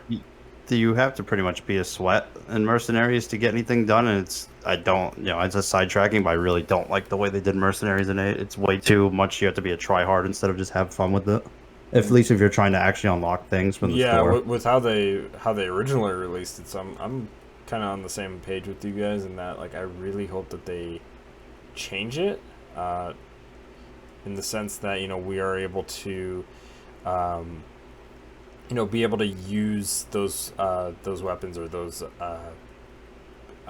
new additions, right, on the higher difficulties. And same thing with like the characters, right? Like if we can go back to those older stages on Village of Shadows, use that new equipment as well, and then use those characters. I'm glad you say that too. I think we also are getting new stages because I know it's like 8 new stages, I think. For Chris in particular, though, I know this is an area that I don't recognize, so I think that might be a new stage. And I think same for Heisenberg, but I haven't looked at the trailer again, so I might be, misinterpreting the areas they're in. Yeah. I'm really hoping to, like, because I know we just talked about this, but I really hope they have that third-person mode for Mercenaries as well. I just feel like that makes the most sense for Mercenaries in particular. Sure, they will. But we'll see how that goes. Anybody else have anything to say before we move on to number 8 here? No? Alrighty. Going twice.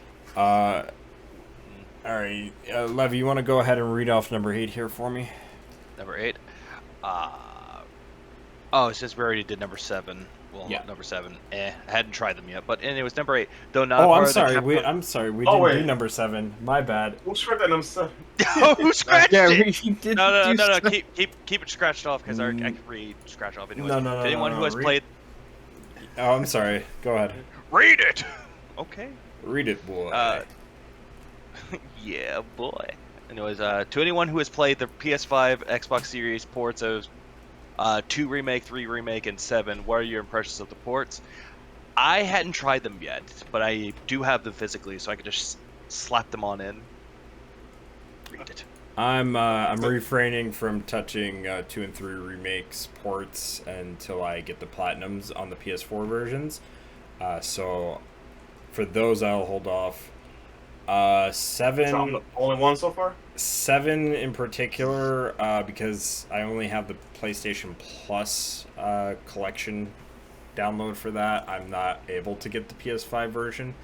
Now, if I happen to get the game used, because I was talking with some guys, and they were, like Brandon, and they were like saying like, well, why don't you just get the game used? Because then it doesn't necessarily break your principle of not giving Capcom any money for that game.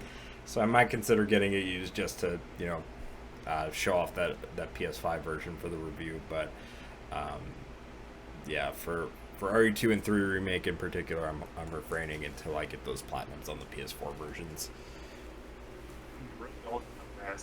Played them so far? Alright, well, guess I'll give them an impression.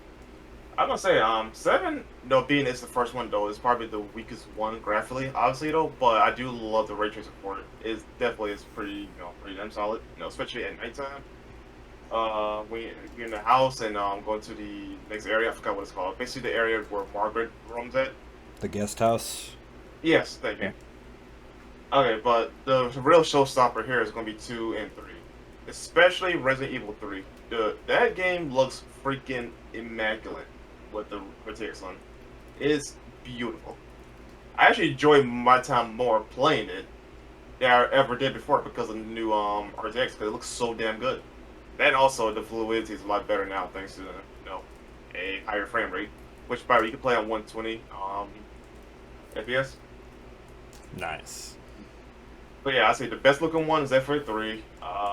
2 in certain areas looks really good, but other areas not so much. 7 is so-so. That's a TLDR. I'm not gonna talk about the PC versions though, because I'm kind of salty about those. I guess we gotta move on to number 8 then, since nobody else played them. Gotcha. Yeah, I don't know if James, why don't you go ahead and read off number 8 here? Though not part of the Capcom showcase, the RE Director's Cut non-DualShock version has been recently added to PS Plus Premium. Do you think that we'll see the original Resident Evil 2 and 3 in the future? A 50-50. Most definitely. Could happen. Could happen. I don't see why not. Yeah, I feel like we'll see it. Honestly, there's no reason for them not to though, but then again, it's Capcom.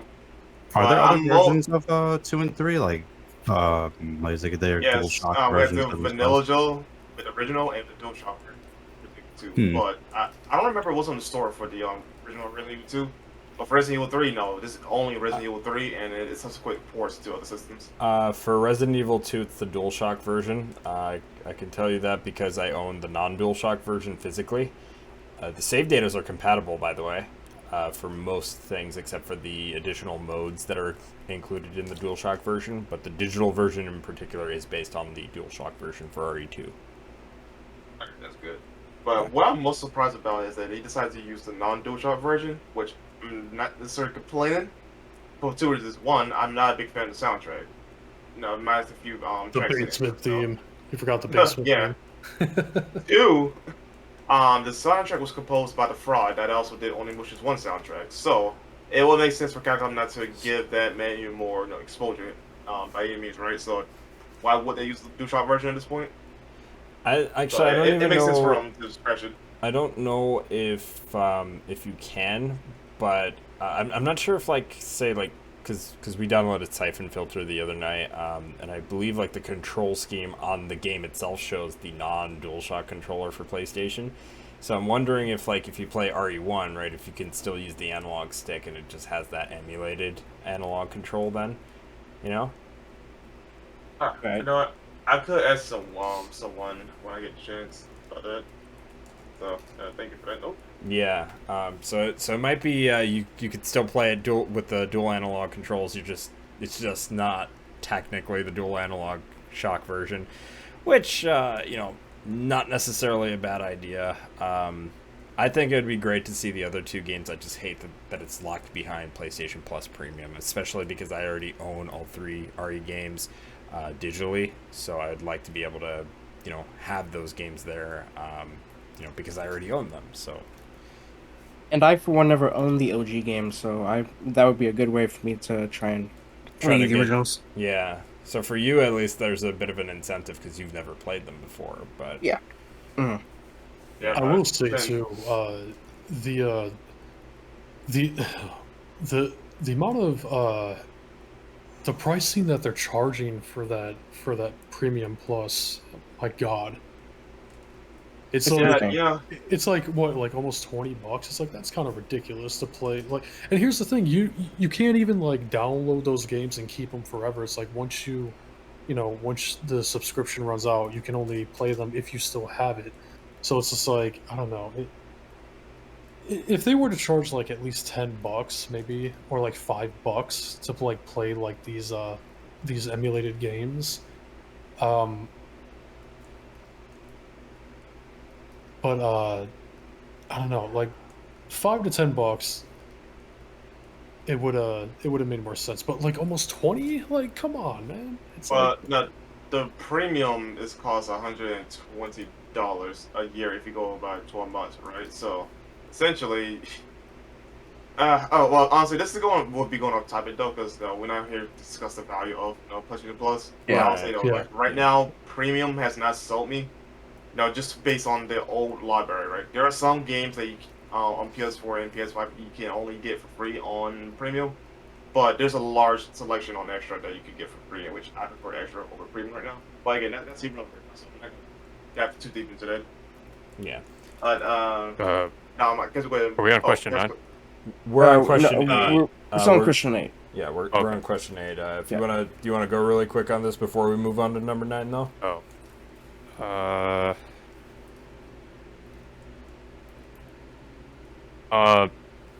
Do you think it'll be added to PlayStation Plus? The OGs.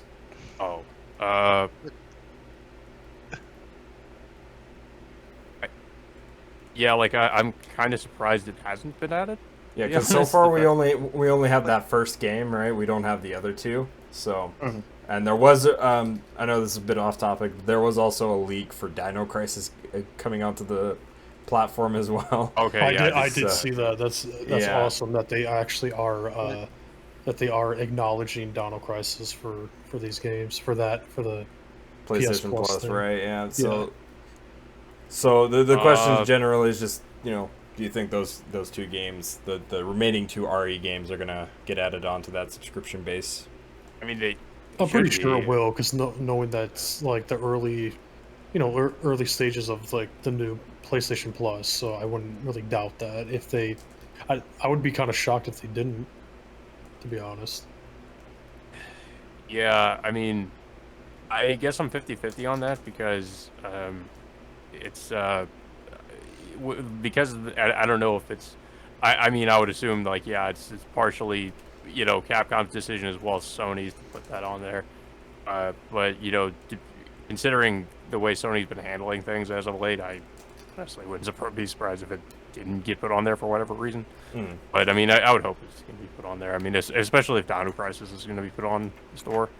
But as far as them being added though, that's all Capcom. They have to get the okay to add to the store. Also, can I say this though? Like, I saw people who had the new PlayStation Plus on, and they showed like images for like Resident Evil the Director's Cut. I will say, when I saw the image of the original zombie like in the white mist, I was like, that looks pretty cool. I like that background. I'm just gonna say that. Yeah, I believe it's based off of the one of the Japanese alternate covers, so that's where they kind of had that going, which hey, cool, it doesn't look bad, it works for that game. But I think we've pretty much covered this question, so why don't I have Eli, why don't you go ahead and read off number 9 here for me. Number 9, you got it. Resident Evil 4 Remake is being referred to by Capcom as a reimagining of the game that fans know and love. A key point being that the standard enemies, the Ganados, have been redesigned from the ground up. What do you think Capcom means in a broader sense? Alright, so you want to go, Chaos? Go. Sure, yeah, I mean, I guess in terms of reimagining, like, I mean, obviously, I think I think the fact that they're using the term reimagining instead of remake is kind of telling. I mean, remakes, yeah, we can kind of expect to see some differences in terms of gameplay and maybe some story differences, but I feel like maybe now that they're referring to it as reimagining, to me, that, I don't know, because that, usually, like, when I think of reimaginings, I think of, like, okay, it's based on the same story as, like, the original or whatever it's based on, but it's going in, like, a, well, most of the time, like, a radically different direction. Maybe not radical, but I mean, it's very story different. Told differently. Yeah, like, I feel like the fact that they're using that term could imply that maybe it will be a very different plot. Maybe they have some very similar story beats, but it might go in a somewhat different direction in terms of maybe some of the characters or where the story goes, I guess. I don't know. Maybe that, to me, that might imply that. But, I think... notice how... Oh, real quick, Dom. Yeah. Notice how they're using the word reimagine a lot more now, especially after Resident Evil 3 Remake. That might be... See, and that's kind of why I wrote this question here in the doc, is because I was kind of thinking, like, okay, well, after RE3 Remake, right, they called it a remake, and they were, promising that this was going to be, like, a fresh experience of the game that we loved, right, and it wasn't exactly that. I still enjoyed the game for what it was, but, it clearly was not a remake of the game that I loved. That being said, them saying reimagining, I think they're just being very picky with their words on that, just to kind of point out the difference of, hey, like, don't come into this game expecting a one-for-one remake. This is more of a reimagined or re-envisioned Resident Evil 4. In that sense, though, like, I wonder, because they said they completely redesigned the Ganados from the ground up as part of that reimagining. It's very apparent they're trying to have a more horror emphasis on the game, which is good because a lot of people did want that. But what does that mean outside of that? Well, I think the biggest thing would be probably trying to have more connections to the overall Resident Evil lore, because the original Resident Evil 4, all the lore that it really had that was connected to Resident Evil previously was, Umbrella went down and, they're defunct, and now it's just people or organizations or terrorist groups trying to get a hold of the bioweapons and viruses that they created in the past. And I'll say this, I said this before and I'll say it again. When they said reimagining, I'm just gonna say, because it's a retelling of the original, but like in a different way. I'm just gonna say that it is a reimagining of Resident Evil 3.5. Yeah, I was gonna mention that too. Like the fact that it has these connections to 3.5 makes me think they're probably going to try to implement a lot of that within Resident Evil 4 remake. Um, I also was gonna say too, like, um, because I did hear like, I don't know if the Capcom has said this, but I heard like all the rumors about like they said they might eventually do like RE1 remake again. I'm kind of wondering if like if they did do that, and if they are if it is true they're going to be doing like using aspects of 3.5 I and just I have remake to say like something about that. I'm real sorry. quick. I was just gonna say like my point Yeah. was I was wondering like if they ever do a Resident Evil 1 remake again, if they were going to like because there is Resident Evil, what was it, 1.5 or something, like where they have like some like there's some beta elements or something Resident Evil 1 that never got That was for Resident put in Evil there. 2. That Okay. yeah. So anytime there's Okay, like yeah, so anytime it's like a 0.5, so like Resident Evil 1.5, that is referring to the beta of 2. If we're looking at RE4, Although I do wonder with Resident Evil yeah. 1 if there isn't some kind of also like some stuff that was on the cutting room floor that maybe they could there implement. there's Okay. there's a lot of stuff, but that was before I let Brendan go here, like a lot of the stuff for Resident Evil 1 was like so out there it would not work. They did Okay. splice in some of those things into later stuff related to RE, like the cyborg thing. They did splice that into Vendetta and make that into like a, hey, here's a tyrant that has like some modifications added to them. So like, Oh, actually, the cyber thing happened before that. It wasn't on Resident Evil Umbrella Chronicles. oh, see, I didn't play that game, so I wouldn't know. Yeah, in Umbrella's End with Kristen Jill, you fight a tyrant cyborg type thing. So yeah, so I mean, they do splice in things that were cut in other RE games. It's been done before. It's just that like they probably wouldn't necessarily do that entirely for like RE1.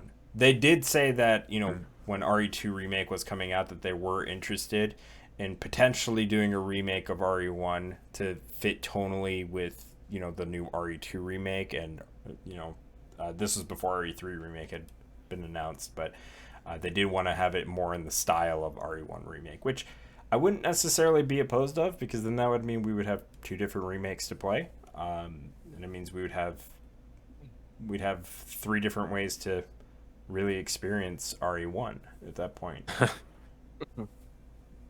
I just have to say too, like the thing about RE1 getting remade, this is where I have kind of like a huge problem with it, because I know people are curious what it looks like under the RE engine, but I always have to tell people, I'm like, if we get a remake, well, we already had a remake, that's the thing, like, and Yeah. usually in the industry, that doesn't happen more than once. Like, once a game is remade, it's remade. It's like it doesn't happen twice. The only reason why, if the RE1 remake got remade again, um, it just tells people like me that uh, Capcom has no creative ideas going forward, and they are just milking this because they have nothing. Um, See, I would disagree. and I, Um, I always have to, and I was gonna say too, like the reason why I don't want to remake again, because for one, there's nothing wrong with the original remake, and two, this is modern day Capcom we're talking about, and if it does get in the hands of a dev team that doesn't know what they're doing, there's going to be cut content in it, and people are going to bitch about it regardless. And that's where I have an issue with this game being remade again under the RE engine. Like, don't get me wrong, it'll look graphically nice, like the graphics will look amazing and the environments and everything, but I feel like it doesn't need that RE engine treatment, or it doesn't need another remake, because again, it doesn't happen twice unless it sucks that bad. I Then okay, but so the reason why I would disagree, a couple of reasons. One, depending on the game and franchise, there are remakes of the same game or like different editions of the same game. Look at Castlevania. Yeah, I was actually going to bring up Castlevania. Castlevania 1 has been remade multiple times. Like, Super Castlevania 4 is literally just a remake of Castlevania 1. I believe... Chronicles. Yep. And the shit and others. Yeah. Did it That's actually gonna be suck remade a lot. though? Like that's the thing. Like No, did it each suck? iteration, not necessarily. It depends on your taste for it, though. Because no, I think Super 4 is better than Chronicles, Yeah. but no, Okay. it depends on your taste of the game. So, Yeah, because I was like, But- if the game sucked that bad to where they had to remake it like more than twice, it's like, or more than once, I'm like, I can see that happening. But if there's nothing wrong with it, don't fix it. You know, like See, here's the thing, though. Here's the thing. Since Capcom basically created a new continuity with the remakes, with 2, 3, and whatnot, Resident Evil 1 and especially Resident Evil 0, because you go to Resident Evil 2 second locations in 0. So, no, to make things more consistent with the remake continuity, though, those two things, if Capcom decides to remake them, they will need to fit more nicely with Resident Evil 2 and 3, especially 2's case, considering that was a blueprint for Resident Evil 0. I would also argue, and I'm sorry to interrupt, Brandon, but like, because you did bring this up, like, yeah, the continuity is one thing, right? The other thing too with like remaking 1 and 0, and kind of in the similar line of like, calling it like a reimagining of like RE4, right? The way that they can make this work as well is that like, Village, to me at least, with the assets that they had in that game, were very clearly it was made for RE4 remake, but it did seem like they were also planning ahead, and there were areas that looked very much like they could work for like a Resident Evil 1 remake or a Resident Evil 0 remake or even a Code Veronica remake. And I think, in the long term, it would make sense for them to remake RE1, RE0, and then lead into Code Veronica, because then you would have all these different games that you could pull assets from because they've already made them for those games in RE Engine. Because I mean, here's the thing though. Here's the thing. I'm like, I don't think Resident Evil 1 needs a remake, but like Resident Evil 0, I mean, technically it wasn't remade. I mean, I know people are saying like, okay, there's a N64 version, but like it wasn't a fully length game. So technically Resident Evil 0 was not remade. Yeah. So they could do a remake of 2, or I'm sorry, a remake of 0, but it's like the reason why I'm like they don't necessarily have to remake RE1, but it's like there's so many other games that I do want to see remade. Like you got Survivor. I would love to see a more in-depth story of Ark Thompson. I would like to see a more darker approach with that. And since they are doing the whole first-person thing with third-person cutscenes now for Village, it's like that's basically what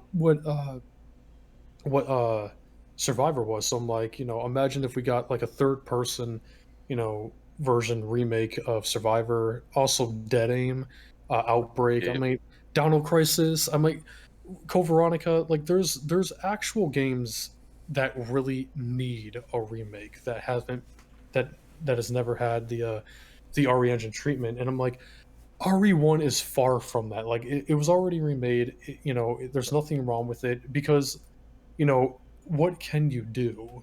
Because the original didn't have Lisa Trevor in the 1996 version, and they improved that game. They put like more environments in the mansion, more enemies. It's like there's really nothing you can do in another RE Engine remake for RE1. So I'm like, leave that alone and work on games that actually need a remake, like Code Veronica, Dino Crisis, Hunting Ground. Hunting Ground. See, like, I don't necessarily disagree, and I'll let you go in a second, Brandon. It's just that like the thing, and I think Brandon is probably having a similar like opinion of this too, is that like while these games are viewed in a like specifically RE1 remake, right, where it's like it was a perfect remake, right? And in a lot of ways, you could say that we're kind of spoiled by that remake because it was perfectly made. But in in the continuity of current RE lore, and then also just in the style of current Resident Evil games, like I don't see it as necessarily a bad thing because it's not going to take away from that original RE remake. Like Yeah, we'll always it have still that. exists. Well, the thing is, though, like people are going to complain about it because there will be cut content. Oh and yeah. they will, Yeah, you know, that's fine now, but Yeah, the original will yeah. still exist. Pe- So just play that That one. I is think it true. depends That on is who's true. working on it. To There, be fair, there are people But You know, that I want. real Hold on, quick. there's one piece I want to say. There's Huh? one piece I want to say too, though. If you want to say like Resident Evil 0 deserves a remake or so, then you're gonna have to remake Resident Evil 1 again because it's a companion piece to 0. Same thing with Resident Evil 2 and 3. Those two are companion pieces. Well, the only You're gonna way have to I would redo them. accept the RE1 remake is if they did add more backstory and a lot more content added to it than what the original had. So, if they do the same thing what they did kind of like with the RE2 remake, where they just, they take the original content and they, say they add more scenarios or, more puzzles and more backstory. Like, it'd be nice to see like a more backstory of Jill Valentine. Kind of like I would like to see some more detail. Like they can take some of the content from the S.T. Perry novel, where we see Jill on her first day at the STARS office, kind of like what S.T. Perry described in the Umbrella Conspiracy. So if they take some of that content, use that for the RE1 remake, and and then they expand upon that going into the Spencer Mansion, then maybe I'll consider it. But it's like if they cut more content or it becomes like another RE3 remake, like I don't want to see that again. So hopefully Dev One does take that project because I do trust them. But as long as they add more stuff going into like where the original first started off, then I'll consider that. I'll definitely consider that. More areas to explore in the mansion, in the underground lab, more cutscenes with Lisa Trevor. That I wouldn't be upset if they did remake. That's the only way I would accept an RE1 remake. But So just going off of that opinion really quick, like, because I want to kind of bring this back over to the original question, right? We look at like RE1 remake, right? And a lot of people say the same thing about like RE4. People say like you don't need an RE4 remake, which to be fair, I don't really mind either way. I don't. I was kind of the opinion too, where like I don't think we really needed a RE Code Veronica remake, but I'm not against the idea of it either. So it's just kind of one of those things where like really thinking about it from the broader sense of like, hey, we're saying like we're reimagining RE4, right? I could also see them doing that in the future for like RE1 or RE0 or RE Code Veronica in the future. And I think that's like the best thing that they could do is just to say that it's a reimagining. Because then at that point, like, they could still promote those older games, but still have each different version of RE. So almost kind of similar to like Castlevania, because that was an example that we used where here's the same story you've already experienced, but it's a different way to experience that same story in a different gameplay context and in different visuals and all that sort of jazz, right? And I don't necessarily think that's a bad thing per se, because it's not like we're going, we're not remaking a game, right, in the same style of like Last of Us, where like nothing has changed and it actually got worse, right? So, Yeah. I do other have podcast won't let you say that though, so I'll leave it at Well, that. I do have like one question. This has to deal with the discussion about reimagining. Yeah. Is there really much of a difference for a remake and a reimagining, or could it be both? And I have a point with this, by the way.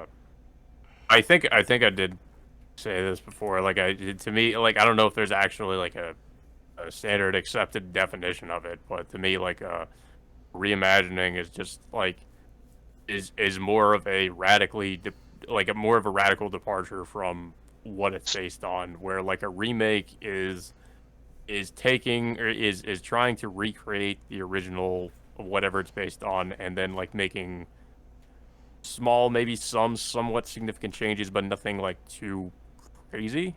Whereas reimagining is just something that is, yes, it's based on the original thing, but it's going in a very different direction, and it's trying to tell it's trying to tell us maybe a very different story or something like that, but it's based on the original thing.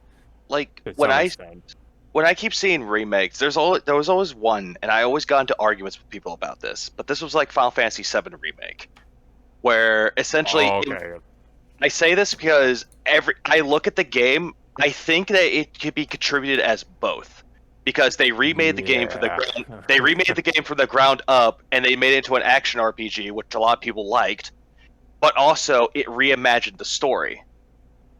Yeah. Okay. So yeah, Final Fantasy VII. Yeah, I can see what your point is because I mean, I guess I won't spoil it, but I'll just say like yeah, the latter half of the game it goes in a very different direction with the plot. Yeah, Uh, because yeah.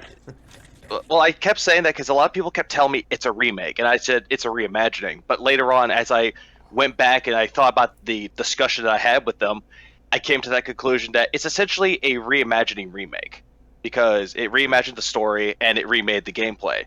In the case of Resident Evil 4 remake, in quotes, remake, that's more of a reimagining because the gameplay is still going to be somewhat the same, but the story's going to be different.